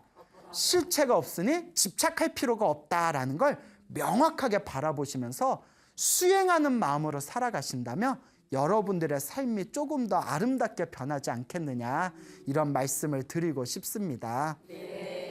자, 우리 금방 말씀드린 그 노생의 꿈이라든가 지금 말씀드린 이 조신의 꿈 같은 이런 이야기들을 통해서 그러면 우리에게 있어서 가장 중요한 건 무엇이냐? 스님, 이 세상이 다 꿈과 같고 우리의 삶과 죽음, 그 사이에서 펼쳐지는 인생이 다 꿈과 같다면 세상에서 가장 중요한 게 무엇이겠습니까? 자, 그것에 대한 해답이 담겨져 있는 어떤 재미난 이야기를 들려드리겠습니다. 부처님께서 깨달음을 얻고 나서 부처님께서 보리수 나무 아래에서 35살에 깨달음을 얻으십니다. 깨달음을 얻고 나서 얼마 지나지 않았을 때 어느 날 이렇게 숲을 이렇게 왔다 갔다 명상을 하고 계셨습니다. 그 명상을 하면서 숲의 나무 밑에 앉아서 이렇게 깊은 명상에 드셨는데 때마침 그 숲 근처에서 30명의 돈이 많은 귀족의 젊은이들이 있었대요. 그래서 이 30명의 젊은이들이 야, 우리 숲에 가서 소풍 가자, 소풍 가자. 뭐 우리로 치면 단풍, 야, 단풍도 좋고 닐리리야 젊어서 놀아야지 언제 노냐. 노새 노새 언제 놀아? 젊어서 놀새. 그래서 다음 생에 노새로 태어나는 거예요. 그래서 이번 생에 지어놓은 복이 없고 놀기만 하고 노새 하니까 다음 생에 뭘로 태어난다? 노새로 태어나는 거예요. 그래서 제 말에 너무 신경 쓰지 마세요. 어쨌거나 그 이제 숲으로 소풍을 가게 되었는데 남자들끼리 가면 재미가 없잖아요. 그러니까 그 기생을 아주 예쁘고 유명한 기생을 하나 이제 돈을 주고 사가지고 기생을 데리고 이제 숲에 갔대요. 그 기생이 이제 노래 부르고 띵가띵가 하고 이제 같이 막 춤추면서 놀고 이제 야외 클럽이자 야외 클럽. 예. 요 DJ 뭐 이러면서 야외 클럽에 막 손 번쩍 들어 뭐 이러면서 그 이제 기생이 이제 DJ를 하고 있는데 술 먹고 춤추다 보니까 이제 이 남자들이 이제 지쳐가지고 쓰러져서 잠이 들었대요. 야, 우리 조금만 놀다, 조금만 더 쉬다가 놀자. 그래서 잠이 들었는데 기생이 싹 보니까 귀족들이 막 몸에 액세서리나 막 보석 같은 거 가지고 있잖아요. 아싸, 그래. 내 인생 오늘 한번 고친다. 내 언제까지 기생으로 놀 거냐. 지금이 기회다 해가지고 그 귀족 젊은이들이 차고 있는 보석과 액세서리들을 다 끄집어냈대요. 그래서 주머니에 다 싸가지고 몰래 도망을 갑니다. 기생이 도망을 갔는데 눈을 딱 떠보니까 자기네들 귀중한 보물들이 다 사라지고 몸에 있던 장신구, 보석류들이 다 사라지고 기생이 없어지니까 야, 기생이 토꼈다 이러면서 그 기생이 다음 생에 토끼로 태어났대요. 토꼈다. 그래서 다음 생에 토끼로 태어났다라는 슬픈 전설이 있어요. 예. 어쨌거나 그래서 야, 요거 기생, 도망간 기생을 잡자 해가지고 30명의 젊은이들이 뿔뿔이 흩어져서 막 찾다가 그 멀리서 나무 밑에서 이렇게 명상에 하고 있는 석가모니 부처님을 만나게 됩니다. 30명의 젊은이들이 석가모니 부처님을 딱 봤는데 그 모습이 너무 거룩해 보이는 거예요. 그래서 30명의 그 귀족 젊은이들이 딱 가서 수행자요, 부처님인 건 모르니까 수행자시여, 혹시 지나가는 여인네를 봤습니까? 뭐 얼굴이 예쁘게 생기고 옷은 야하게 입었고 뭐 큰 주머니를 아마 철거덕 소리 나는 주머니를 들고 지나갔을 겁니다. 혹시 못 보셨습니까? 그러니까 부처님께서 다 눈을 뜨고 미소를 지으면서 그 여인은 왜 찾으시오? 우리가 오랜만에 소풍을 왔는데 남자들끼리 오면 재미가 없으니까 그 기생을 사가지고 데려왔는데 우리가 잠든 사이에 우리가 가지고 있는 보석을 싹 훔쳐 달아났습니다. 그 여자를 찾아야 됩니다. 그 여자 못 봤습니까? 했을 때 부처님께서 다음과 같은 유명한 말씀을 남깁니다. 젊은이들이요, 여자를 찾는 게 중요한가, 자기 자신을 찾는 게 중요한가? 야, 그 얘기를 딱 하는 거예요. 그래서 젊은이들 그 얘기를 딱 듣는 순간 가슴이 울렁거리면서 그 말에 감동을 받습니다. 그리고 부처님께 법을 청합니다. 이분이 보통 분이 아니시다. 여자를 찾는 게 중요한가, 자기 자신을 찾는 게 중요한가. 근데 이것도 그 30명의 젊은이들이 전생에 지어놓은 복이 있어서 그런 거예요. 머나먼 과거 전생에 부처님께 지어놓은 복이 있었기 때문에 그 한마디를 듣자마자 딱 부처님께 법을 청할 수 있었던 겁니다. 복 없고 부처님과 인연이 없는 사람들은 만약에 그런 얘기 해줘도 뭐야, 여자 찾는데 무슨 뜬금없는 소리 하고 있어. 뭐 어디 도를 아십니까 해서 나왔나? 뭐 이러면서. 그러니까 이게 전생에 복이 있어야 불법을 만날 수 있는 거예요. 이 30명의 젊은이들이 전생에 부처님께 불법, 부처님의 가르침에 복을 지어놓은 인연이 있어서 그날 석가모니 부처님을 만날 수 있었던 거예요. 석가모니 부처님께서 여자를 찾는 게 중요한가, 자기 자신을 찾는 게 중요한가, 다 감동을 느끼면서 수행자시여, 우리들에게 법을 설해 주십시오. 부처님께서 법을 설하십니다. 이 세상의 무상함, 일어나고 사라지고 일어나고 사라지는 이 세상의 모든 것에는 영원한 것이 있다 없다. 영원한 것이 없다. 집착할 것이 없다. 우리가 집착하는 이 애욕이라는 것도 고통의 씨앗이다. 그러면서 부처님께서 아주 심오한 불법의 이치를 설하십니다. 그 30명의 젊은이들이 그 자리에서 마음이 환히 밝아지는 깨달음을 얻고 모두 머리를 깎고 출가했다라는 유명한 이야기가 전해지고 있습니다. 세상이 한바탕 꿈과 같다면, 이 세상이 우리 마음이 만든 환상과 같다면 우리가 꿈에 집착하지 않고 껍데기에 집착하지 않고 우리가 닦아야 할, 우리가 함께 나아가야 할 가장 중요한 길은 무엇이냐? 바로 자기 자신을 찾는 길이라는 거죠. 그래서 이걸 다른 말로 수행의 길이라고 합니다. 수행만이 우리를 진정한 행복의 길로 이끌어준다. 수행이 아닌 행복은 언젠가 다 사라집니다.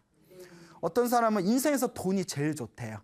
맞아요. 자본주의 시대잖아요. 뭐 자본이 있고 돈이 있어야 뭐 행복을 누리는 시대잖아요. 근데 그는 감각적인 쾌락이고 감각적인 행복이라는 거죠. 아무리 돈이 많아도 돈은 언젠가 사라진다, 안 사라진다? 언젠가는 사라져요. 어마어마하게 돈이 많아서 은행에서 이자가 팍팍 나와도 결국 죽으면 가져간다, 못 가져간다? 못 가져가요. 불교는 윤회의 세계잖아요. 다음 생에 또 몸을 받아야 되거든요. 다음 생에 또 몸을 받을 때 안녕하세요. 전생에 제가 맡겨놓은 재산 찾으러 왔는데요. 뭐야, 은행에 가서 그러봐요. 저 10억 주세요. 아니 왜요? 전생에 10억 맡겨놨거든요. 혹시 전생에 저한테 맞아 죽지 않았어요? 이렇게 나오지. 그러니까 이게 굉장히 이 돈이라는 것도 영원하지 못한 감각적인 하나의 쾌락의 수단이라는 거죠. 어떤 사람은 권력이 최고래요. 권력 있으면 모든 걸 다 할 수가 있대요. 하지만 권력도 영원하다, 영원하지 않다. 영원하지 않다는 거예요. 또 그 꽃이 10일 동안 붉음을 유지할 수 없다라는 유명한 말이 있잖아요. 화무 11홍이라. 그래서 권력의 무상함에 대해서 얘기하고 있는 거거든요. 영원한 권력은 없다. 언젠가 권력도 흩어져 사라진다. 어떤 사람은 명예가 좋대요. 우리 뭐 관종하죠. 관심병 종자면서 막 관심 받고 싶어하고, 막 사람들한테 막 관심 받고 싶어하고, 인기 받고 싶어하고. 제가 빈말이 아니라 제 주변 사람들이 그러세요. 광우스 인기 엄청 많아. 광우스 인기 엄청 많아 그러거든요. 제가 항상 하는 얘기가 있어요. 인기는 거품이다. 제가 항상 얘기해요. 인기는 거품이다. 영원하다, 영원하지 않다. 영원하지 않아요. 네. 누군가가 광우스님을 통해서 부처님의 가르침에 믿음을 일으킬 수 있고, 광우스님을 통해서 부처님의 가르침을 만나서 열심히 수행하고 기도하시는 분이 있다면 그걸로 완성이 된 거지. 거기에 뭐 광우스님이 인기가 있든 없든 죽으면 그 인기 가져가나? 가져가요? 예, 그것도 무상하다는 거예요. 명예도 무상하고 덧없다. 언젠가는 흩어져서 사라지는 것이다. 어떤 분은 뭐 사랑이 최고래요. 사랑의 힘이 최고래요. 세상에서 가장 소중한 건 사랑이래요. 그렇죠. 항상 저 인생 편했다는 소리죠. 이런 얘기 있죠. 안방으로 들어온 사랑이 창문으로 넘어가더라. 예, 유명한 얘기죠. 처음에는 사랑해서 만났지만 힘들고 괴롭고 가난이 닥치면 그 사랑도 영원하더라, 영원하지 않더라. 영원하지 않아요. 그러니까 절대 옳은 방법은 아니지만, 절대 옳은 방법은 아닙니다. 절대 옳은 방법은 아니지만 가끔 사랑하는 남녀가 우리 사랑 변하기 전에 차라리 사랑하는 마음 이대로 같이 죽자 해가지고 죽는 경우 있잖아요. 뭐 로미오와 줄리엣 있잖아요. 뭐 올 로미오 줄리엣 창문을 열어다오 뭐 이러면서 뭐 창문 열면 어쩔 건데. 네? 그 창문 열면 어떨 거예요? 그거 주거 침입죄예요. 그거 조심해야 돼요. 창문을 열어다오 뭐 그러고. 근데 로미오와 줄리엣 같이 서로의 사랑에 그 이제 확인하고 그 사랑의 진실한 사랑을 다음 세상에서라도 누리고 싶었는지 결국 이제 같이 죽어버리는 그런 내용들이 펼쳐지지 않습니까? 자, 이런 것들을 보면 참 대단하긴 해요. 대단하게 하지만 불교적인 눈에서 보면 그런 서로 목숨을 나누는 그런 사랑조차도 또 하나의 집착일 수 있다는 거예요. 사실 또 하나의 집착일 수도 있다. 근데 남녀 간의 사랑만 중요한가요? 부모님에 대한 사랑도 중요하잖아요. 그러면 그 사랑하는 사람과 같이 죽으면 부모님 마음은 또 어떻게 되겠어요? 부모님 마음은 또 찢어지는 부모님의 사랑은 가짜 사랑인가요? 그렇잖아요. 그리고 내 주변에 나를 사랑해 주던 사람들 간의 우정은 또 어떡할 거예요? 그러니까 목숨을 걸 정도의 사랑은 그것도 또 하나의 콩깍지를 할 수 있다는 거예요. 그러니까 집착이라는 또 하나의 애욕의 덩어리라는 거죠. 그래서 불교에서도 사랑을 하라고 합니다. 사랑을 해라, 사랑해라. 사랑 자자를 쓰자. 자비, 사랑. 근데 그 사랑에 한 명을 향한 애욕의 사랑이 아니라 모두를 위한 사랑. 예, 모든 중생을 향한 사랑. 모든 생명을 향한 사랑. 그게 진짜 사랑이지. 예, 누군가에 집착해서 애욕에 의한 사랑은, 그런 사랑은 진정한 사랑이 아니라 번뇌의 사랑이다. 이런 이제 법이 펼쳐지게 되는 거죠. 그러니까 이런 얘기하면 뭐 로맨티스트들은 불교 깝깝하네 뭐 이렇게 얘기할 수도 있죠. 아니 사랑하는 사람끼리 서로 좋아서 함께 죽고 얼마나 아름답냐 이렇게 얘기할 수도 있지만 불교적에서 보면 그것도 또 하나의 집착일 수가 있다. 모두가 행복해질 수 있는 사랑이 진정한 사랑이다. 근데 그 사랑이란 것도 사실 영원하다 영원하지 않다. 영원하지 않죠. 드라마에 나오잖아요. 남녀가 막 사랑하다가 언젠가는 막 그 권태기에 빠지잖아요. 그 남자 그러잖아요. 여자 그랬나? 사랑이 어떻게 변하니? 뭐 이러잖아요. 사랑이 어떻게 쉽게 변하니? 사랑도 결국 변한다는 거예요. 제가 물어봤어요. 우리 노보살님들께 그 거사님하고 결혼하실 때 어떻게 사랑해서 결혼하셨을까? 아유, 사랑 안 하고 어떻게 결혼해요? 아, 그때 정말 사랑하셨나요? 사랑했죠. 예. 지금 어떠세요? 아, 의리로 살죠. 의리로 산다. 의리로 산다 하시더라고요. 아, 애도 있는데 뭐 어떻게 해요? 의리로 사는 거죠. 예. 그러니까 사랑도 변하더라. 예. 뭐 이 안에 너 있다? 아니에요. 또 다른 게 또 들어오더라고. 그러니까 또 싹 밀려나가더라고. 그래서 오죽하면 첫사랑이 이루어지기 힘들다라는 얘기도 있잖아요. 자꾸 이야기의 흐름이 사랑과 결혼으로 가네요. 예, 중요한 거는 돈도 권력도 명예도 사랑도 영원한 게 있더라 없더라. 영원한 게 없더라. 그 영원한 건 무엇이냐? 우리 불교에서는 깨달음만이 영원하다. 모든 법례가 사라진 깨달음만이 진정한 행복의 길로 이끌어주고 진정한 평화의 길로 이끌어준다. 이 깨달음이 가장 완벽한 영원한 행복이다라고 불교에서는 이야기하고 있습니다. 근데 젊은 사람들은 그래요. 뭐 깨달음의 세계, 깨달음의 경지, 번뇌가 다 사라진 영원한 평안의 세계, 평온의 경지 이런 것들을 얘기하면 자기는 깨달음 얻기 싫대요. 아, 왜요? 했더니 너무 심심할 것 같아요 이러더라고요. 스님, 지지고 볶는 맛도 있어야지 깨달음 얻으면 너무 심심할 것 같아요 이러더라고요. 심심할 때는 소금을 뿌려야죠. 야, 맛이 심심하니? 소금 좀 뿌려. 그래서 지지고 볶고 아주 젊은 사람들은 그런 게 마음에 아직은 무언가 세상에 대한 집착이 있으니까 아마 그런 생각이 들 수도 있나 봅니다. 근데 이제 절에 오래 다니시고 연세가 많으신 인생에 연륜이 있으신 분들일수록 스님, 인생 살아봤더니 별거 없더라고요. 부처님 말씀이 맞더라고요. 깨달음만이 영원한 것 같습니다. 깨달음만이 영원한 행복인 것 같습니다. 그러면서 열심히 신행생활 하시는 분들이 많습니다. 그러니까 우리도 그런 집착의 가지들, 집착의 껍데기들의 그런 것들에 속지 마시고 여러분들은 이 마음 닦는 수행의 길을 명확하게 잘 걸어 나가시길 바랍니다.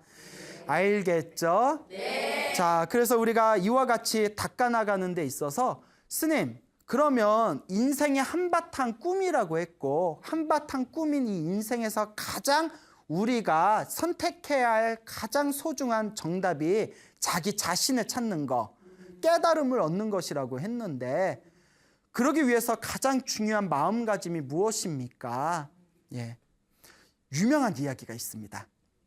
어느 바라문이 부처님께 찾아와서 꽃 2송이를 가져왔답니다. 꽃 2송이를 부처님께 올리면서 부처님, 저에게 깨달음의 법을 설해 주십시오 하고 부처님께 절을 올리고 이렇게 꽃을 가져왔는데 부처님이 뭐라고 했냐면 바라문아, 예? 버려라 라고 했대요. 버려라. 그러니까 왼손에 있는 꽃을 버렸대요. 역시 꽃 가져왔는데 부처님 꽃을 싫어하시나? 툭 버렸대요. 그러니까 부처님이 또 바라보시더니 바라문아, 버려라 이러더래요. 그리고 또 오른손에 있는 걸 또 버렸대요. 그 부처님이 또 보시더니 바라문아, 버려라 이랬대요. 그 바라문이 부처님 꽃 2송이를 가져와서 왼손에 있는 꽃도 버리고 오른손에 있는 꽃도 버려서 이제 버릴 게 없습니다. 뭘 버리라는 겁니까? 하니까 부처님이 아주 유명한 말씀하십니다. 네 마음의 번뇌를 버리라는 뜻이다. 눈앞에 보이는 걸 버리는 게 아니라 네 마음의 번뇌를 버려라 라는 말을 딱 듣는 순간 그 바라문이 그 자리에서 깨달음을 얻었다고 합니다. 그 전생에 많이 닦은 거예요. 바라문도 그 말 한마디에 깨달을 수 있었다는 게. 자, 그래서 여러분들한테도 말씀드리고 싶습니다. 여러분, 우리가 살아가면서 우리를 힘들고 괴롭게 하는 가장 강력한 그 우리 불행을 야기시키는 고놈이 바로 번뇌입니다. 그 번뇌가 사실 우리를 괴롭히는 거예요. 돈 없어도 살아요.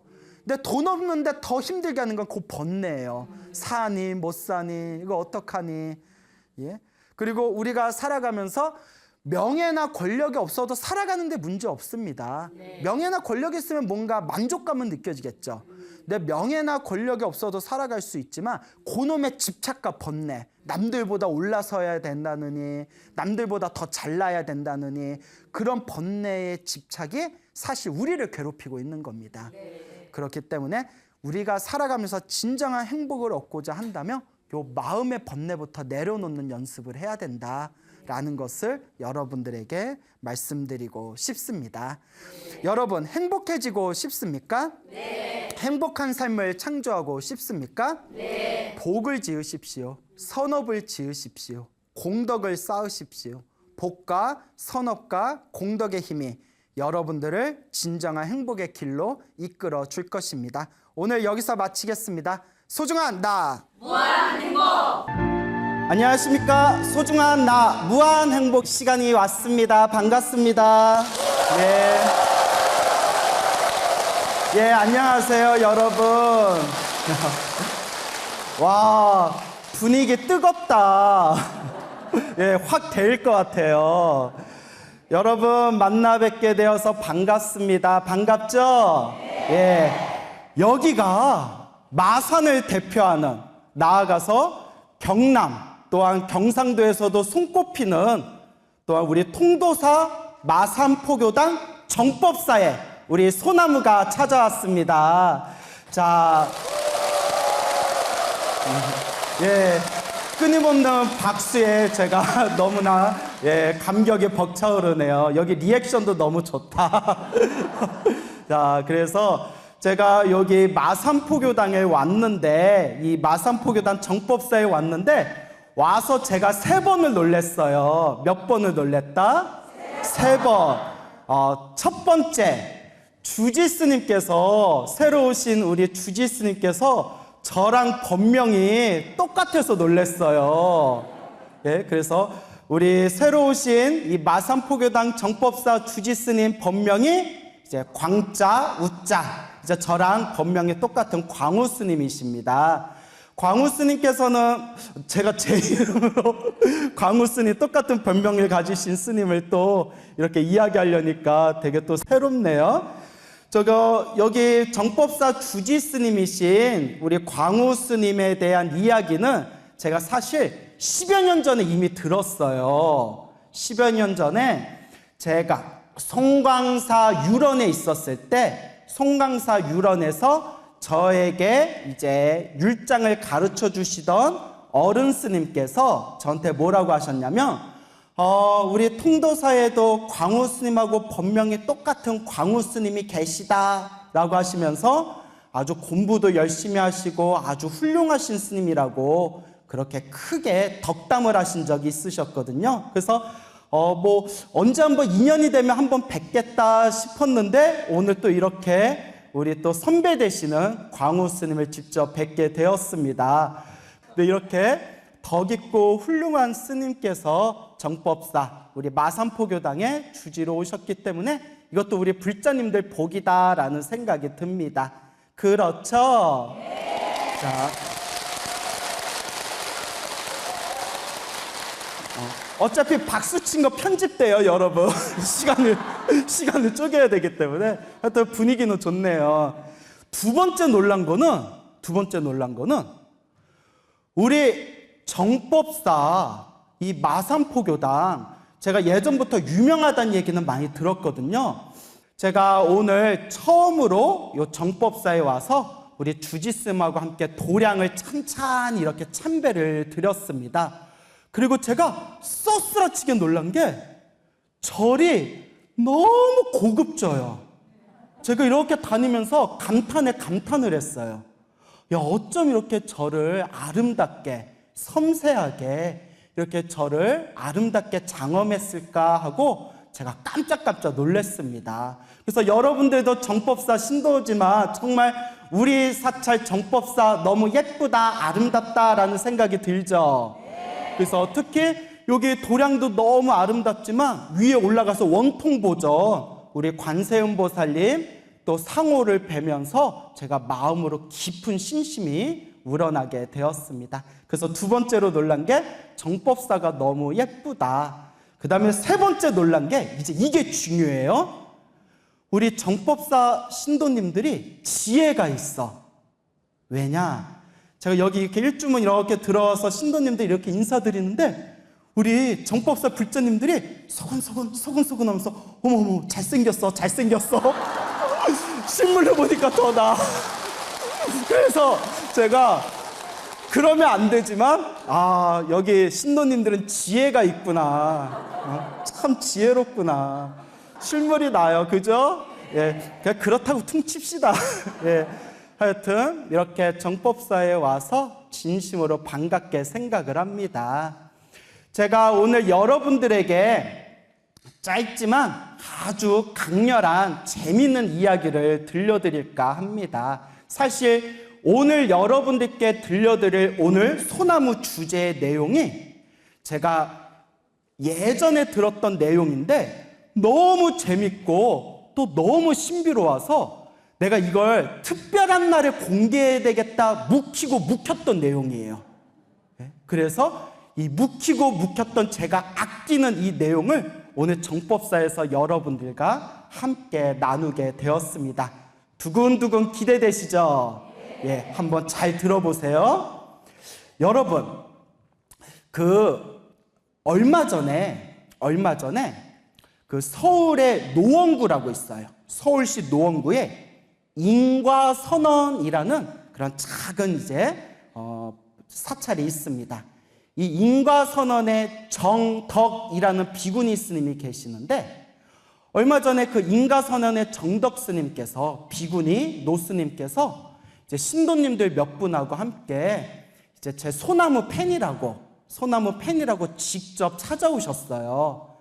그래서 이제 오셔가지고 이제 당신의 자서전격인 이제 100가지 방편으로 중생을 구제하라라는 자서전격인 책이랑 당신이 직접 그리신 그림이랑 이것저것 선물을 가지고 직접 찾아오셨습니다. 그래서 이렇게 차 한잔 이렇게 올리고 대화를 나누는데 제가 또 깜짝 놀란 게 연세가 90이 넘으신 거예요. 근데 제가 왜 놀랐냐면 얼굴이 보름달처럼 환해가지고 얼굴이 맑고 깨끗하셔서 아무리 봐도 90으로 보이지가 않는 거예요. 그래서 제가 입에 침을 좀 바르고 어머 60이라고 해도 믿겠어요. 너 무리수였나? 근데 그만큼 얼굴이 보름달처럼 환하고 그렇게 이제 맑으신 이제 90이 넘은 그 비구니 정덕 스님께서 이렇게 팬이라고 찾아오셨습니다. 그래서 이런저런 대화를 하는데 스님께서 하시는 말씀이 비구니 스님께서 하신 말씀이 당신이 18살에 숨이 끊겨서 죽었대요. 죽어가지고 저승에 가서 염라대왕 만나고 다시 집으로 와서 살아났대요. 내가 이걸 믿어야 돼, 말아야 돼? 그래서 제가 이렇게 말씀드렸어요. 스님, 제가 스님 말을 못 믿는 게 아니라 저는 불교설화나 가피 영험담에서 저승사자를 만났다, 염라대왕 만나고 왔다라는 이야기를 물론 많이 보기는 했습니다. 하지만 저는 책으로만 봤지 저는 제가 직접 염라대왕을 만났거나 본 적은 없습니다. 근데 지금 스님께서 제 앞에서 염라대왕을 직접 만나고 오셨다고 하니까 제가 절대 스님 말을 못 믿는 게 아니라 스님, 정말 진실입니까? 정말 실제로 체험하신 겁니까? 정말 염라대왕 얼굴을 보셨습니까? 목소리를 정말 들으셨습니까? 진실입니까? 라고 말씀을 드렸더니 이 비구니 스님께서 하시는 말씀이 스님, 제가 부처님 제자인데 제가 어찌 거짓말을 할 수 있겠습니까? 제가 부처님 불제자인데 제가 어떻게 거짓을 말할 수 있겠습니까? 지금 이 순간에도 그때 보았던 염라대왕 얼굴과 그때 들었던 염라대왕 목소리가 아직도 생생하게 기억납니다. 하나도 거짓이 없습니다 라고 하시더라고요. 그래서 저는 그 스님의 말씀을 100% 믿고 오늘 여러분들에게 그 신비로운 이야기를 제가 또 전해드릴까 합니다. 기대되죠? 500원. 500원이에요. 공짜는 없어요. 500원. 예. 자, 정덕 비구니 스님께서 고향이 전라남도 강진군 병영면 병영마을이래요. 강진에 있는 병영면 병영마을이 고향이신데 1933년생이시래요. 1933년생이시고 그리고 그분의 속명이 출가기 전의 속명이 정인자, 성은 정씨고 이름은 인자예요. 정인자. 그래서 이제 정인자라는 이름으로 제가 이제 이 썰을 한번 풀어보도록 하겠습니다. 이 정인자라는 분은 어렸을 때부터 아주 착하고 머리가 총명했대요. 그래서 주변에서도 어른들 사이에서 칭찬이 아주 자자했다고 합니다. 그런데 18살 즈음에 갑자기 배가 불러오는 거예요. 처녀가. 배가 점점 불러오니까 주변에서 수근수근 대면서 어머 저 애 섰다. 애가 섰다. 그 집안이 얼마나 이게 망신이에요. 어머니가 식칼을 들고 어머니가 좀 기가 억셌나 봐요. 식칼을 들고 딸 앞에서 정인자 앞에서 딸 앞에서 식칼을 휘두르면서 어느 남자냐고 이실 짓고 해라. 어느 남자 씨를 받아왔냐. 그런데 이 정인자는 너무나 억울한 거예요. 남자 손도 잡아본 적이 없었대요. 그래서 아니라고 난 너무 억울하다고. 근데 그때는 현대 의료 기술이나 그런 어떤 여러 가지 또 이제 의료적인 어떤 안목이 조금 부족할 때였잖아요. 그렇게 10개월쯤 달이 찼는데도 배는 산더미처럼 불러오고 온몸에 살이 쭉쭉 빠져가지고 피골이 상접을 했대요. 알고 봤더니 임신을 한 게 아니라 이름 모를 병에 걸린 거예요. 그래서 우리 막 복수 찬다고 하죠. 배 막 복수가 그 배에 산더미 마냥 배가 부풀어가지고 온몸에 살이 쭉 빠져서 이게 사람인지 사람이 아닌지 분간이 안 될 정도로 그렇게 큰 병에 걸렸답니다. 그런데 그 시골 마을에 제대로 된 병원도 없었을 뿐더러 서울의 큰 병원에 가고 싶어도 막 6.25 한국전쟁이 터져가지고 서울에 올라갈 수도 없는 상황이었대요. 그렇게 그냥 민간신앙에 의지해가지고 어떻게든 딸을 고쳐보려고 했지만 이 정인자라는 이 소녀가 18살에 결국 쓸쓸하게 입을 위해서 숨을 거두게 됩니다. 숨이 똑 끊긴 거예요. 그리고 생생한 한바탕 꿈이 펼쳐집니다. 꿈에서 평상시처럼 자기가 이렇게 이제 방 안에 있는데 늦은 밤에 누가 똑똑똑 하고 두드리더래요.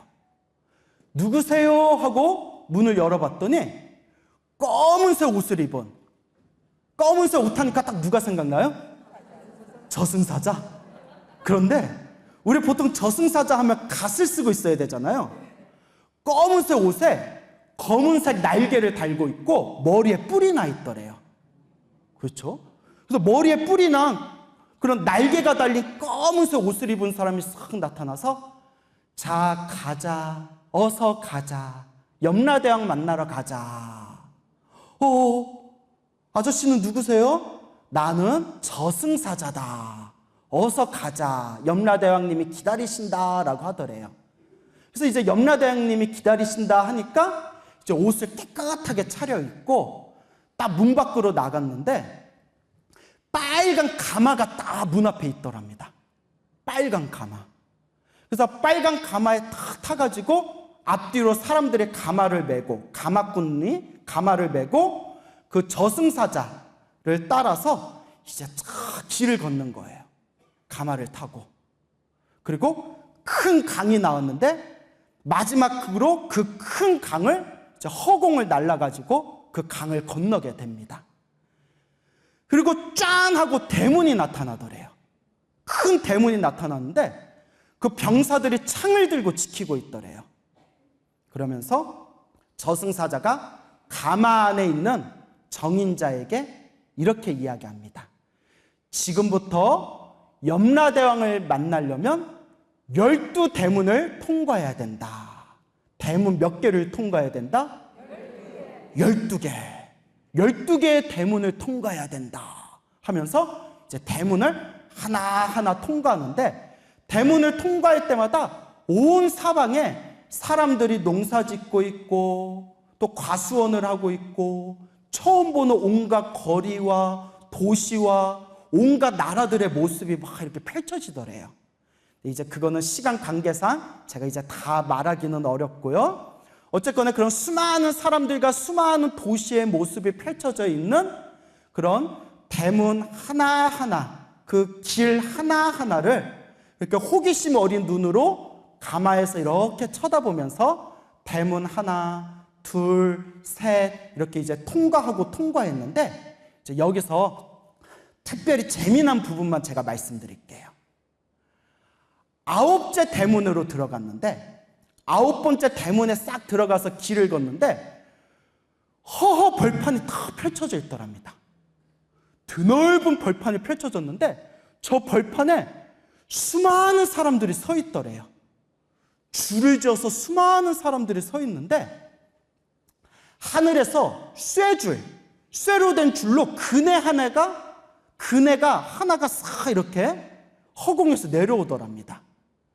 그래서 그네가 허공에서 싹 공중에서 내려오면 사람 한 명 한 명씩 그 그네를 탔대요.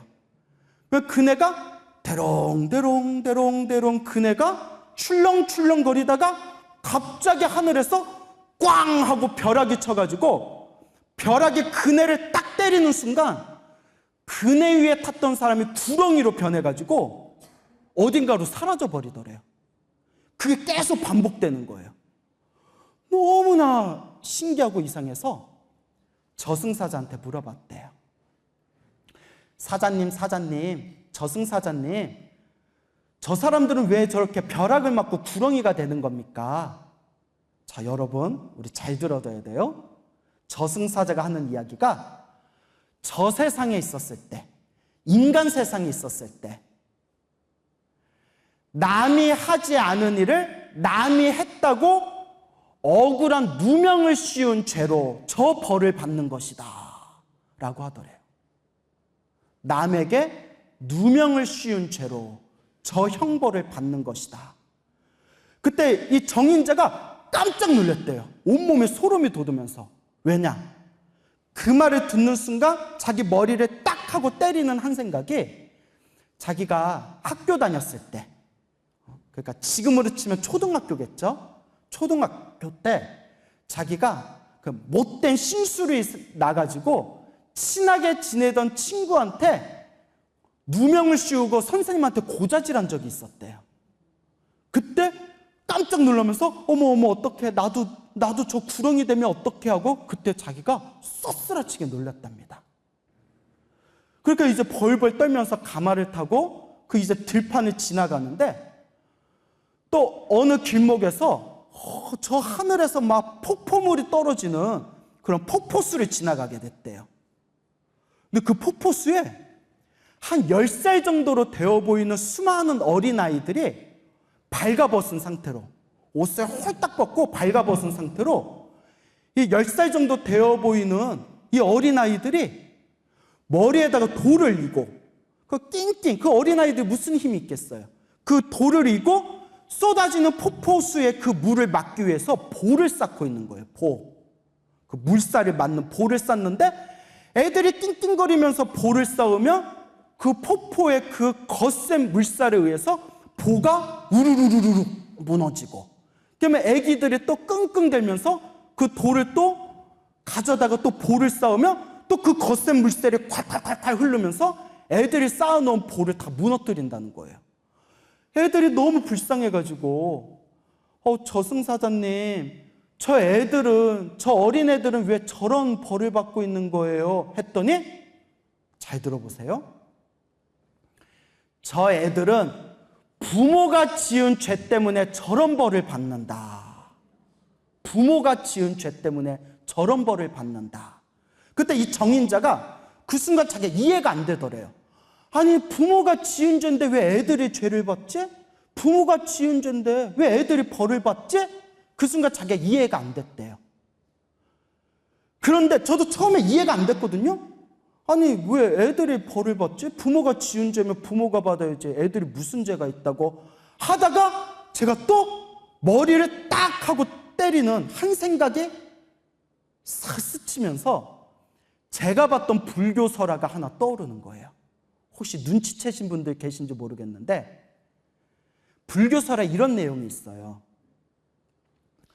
부모가 뱃속에 있는 아이를 낙태를 하게 되면 낙태를 당한 아이가 천도되지 못하고 저승의 경계선에서 떠돌면서 돌탑을 쌓고 있는데 돌탑을 다 쌓을 때쯤 되면 도깨비가 나타나서 그 돌탑을 다 무너뜨리고 또 그 애기들이 돌탑을 쌓아놓으면 또 어디선가 도깨비가 나타나서 그 돌탑을 다 무너뜨린다.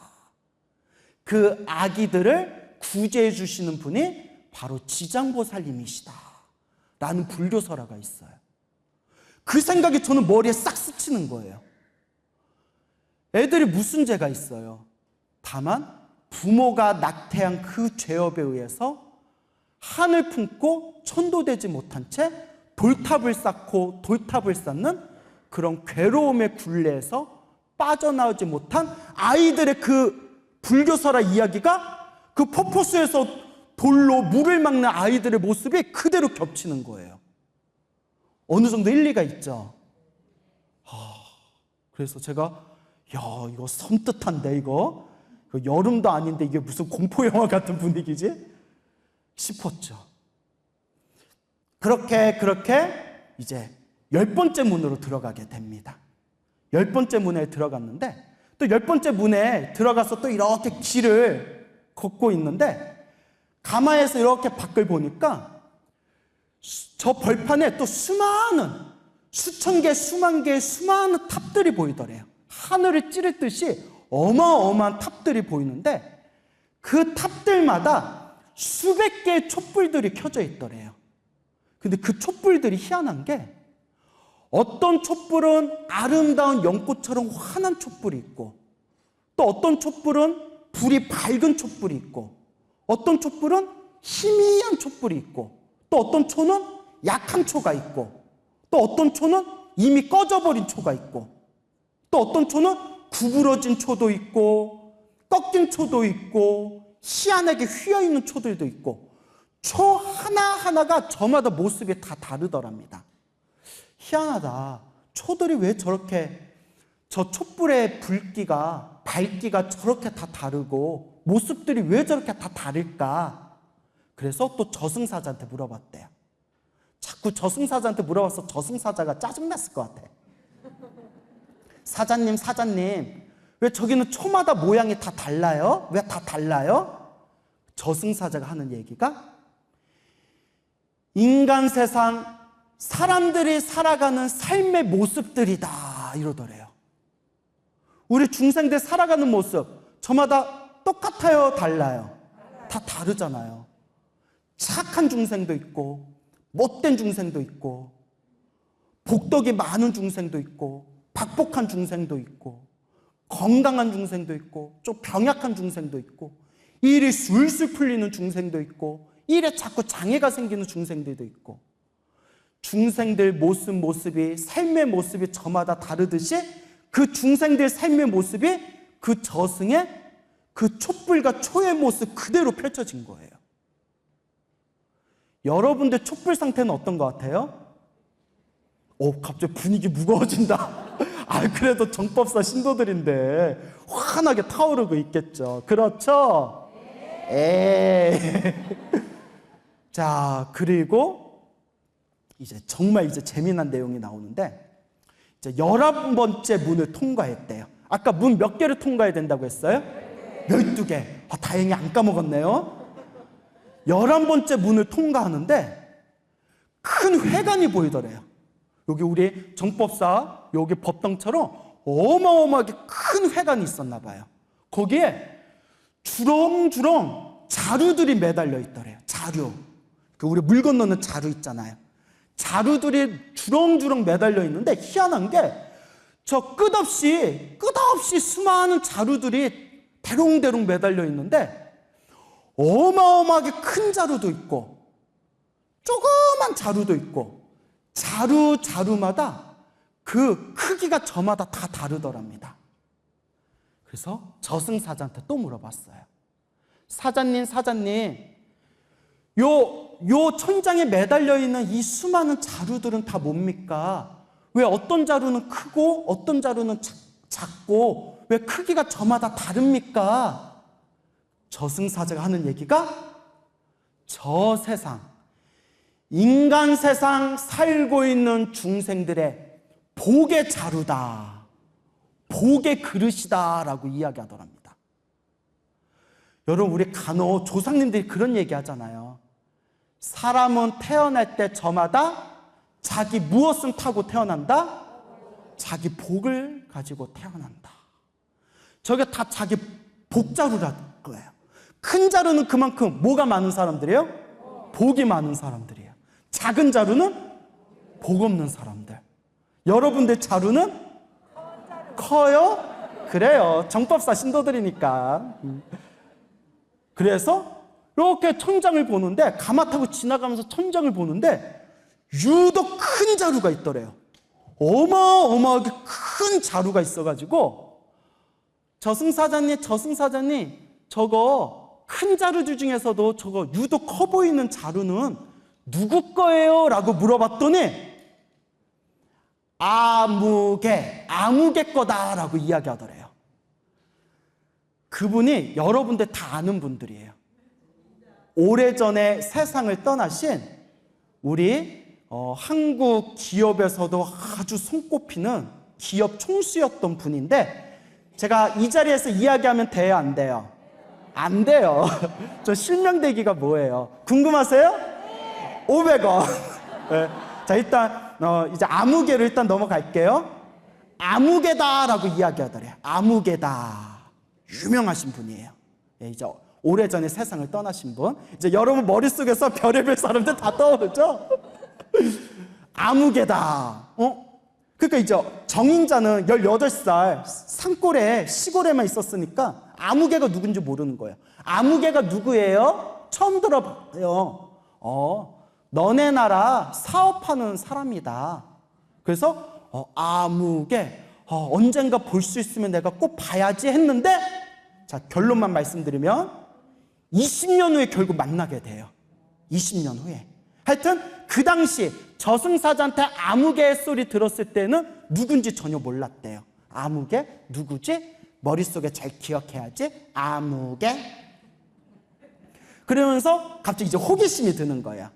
저승사자님, 제 자루는 어디 있어요? 제 거는 어디 있어요? 어디 보자. 아유, 저기 있다. 네 거 저기 있다 했는데 삐지지 해가지고 정말 소갈딱지만한 자루가 하나 딱 걸려있더래요. 아까 봤던 아무개 복자루하고 비교해보면 1000배 차이가 나더래요. 너무 작아가지고 자기가 깜짝 놀라서 내 거는 왜 저렇게 작냐? 나는 왜 저렇게 복의 자루가 작냐? 그때 마음속에 다음과 같이 맹세했대요. 나는 내 복의 자루를 크게 만들리라. 나는 내 복의 그릇을 어떻게 만들리라? 크게. 내 복의 그릇을 크게 만들리라.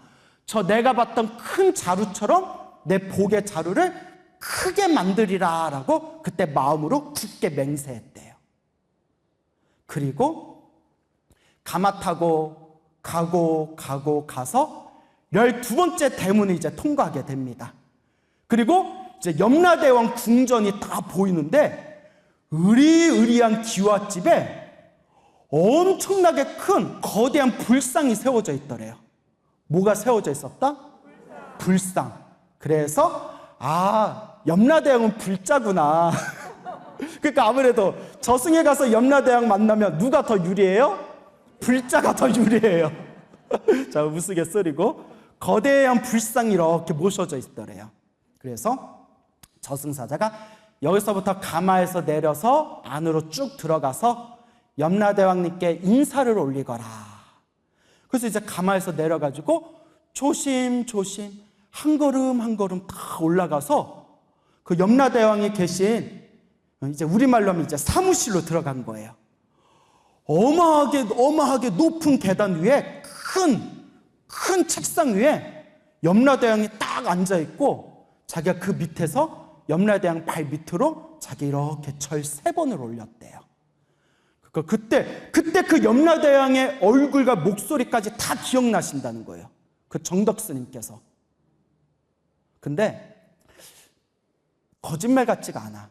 왜냐하면 일단 너무 얼굴이 맑으셔.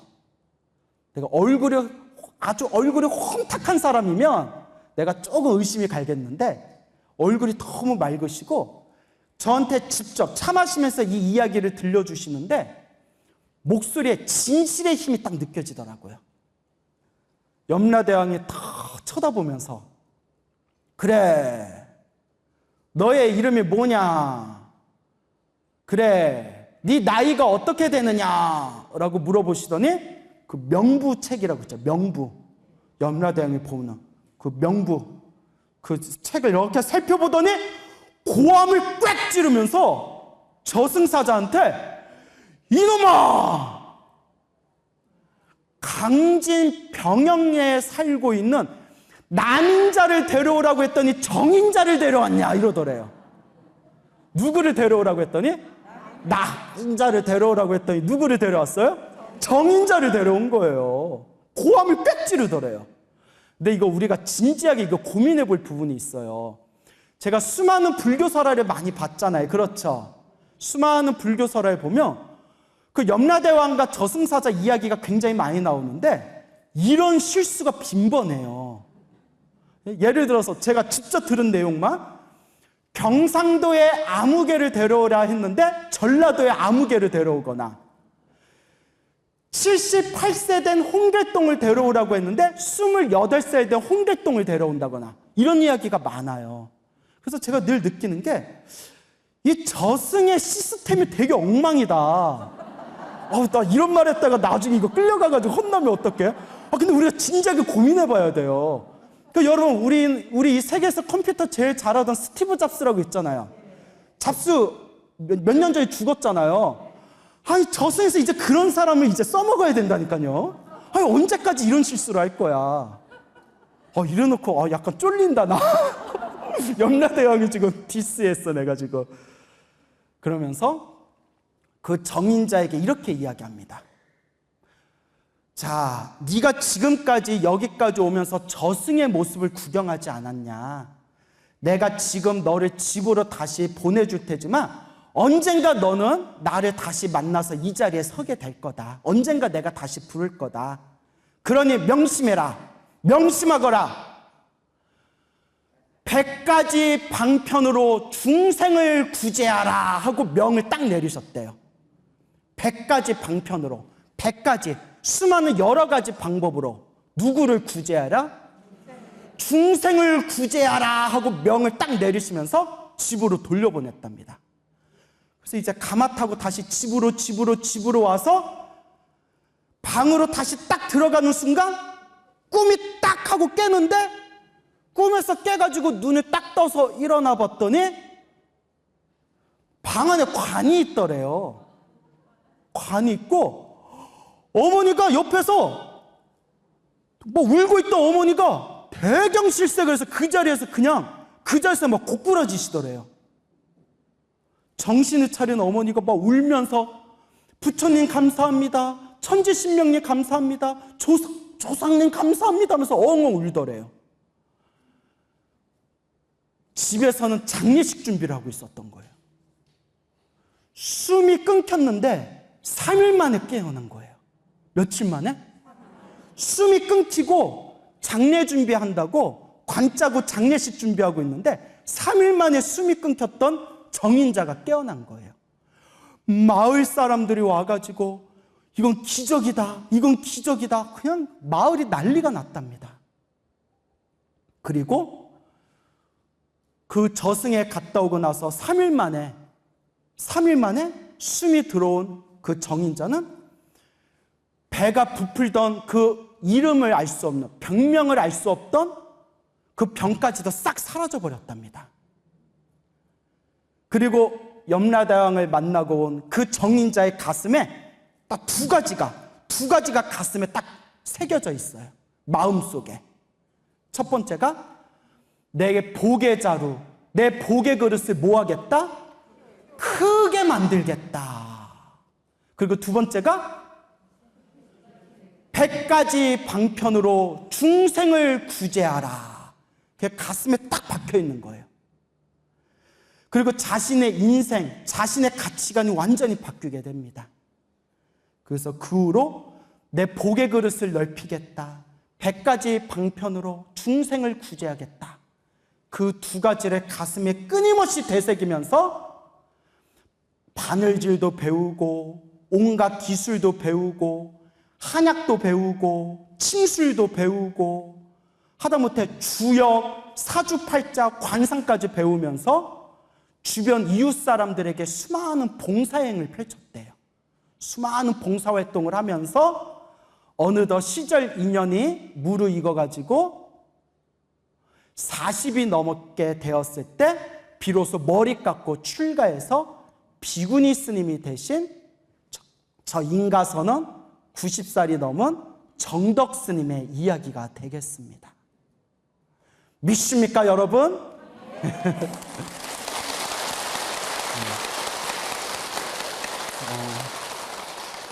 제가 항상 우리 불자님들에게 하는 이야기가 있습니다. 내가 지은 업은 누가 받는다? 내가 받는다. 행복도 불행도 누가 지은 거다? 내가 지은 거다. 힘들고 괴롭고 답답하다면 결국 누가 풀어야 된다? 내가 풀어야 된다. 이번 생 아무리 잘 먹고 잘 살고 이번 생 아무리 부귀영화 누려봤자 죽으면 누구 앞에 서게 된다?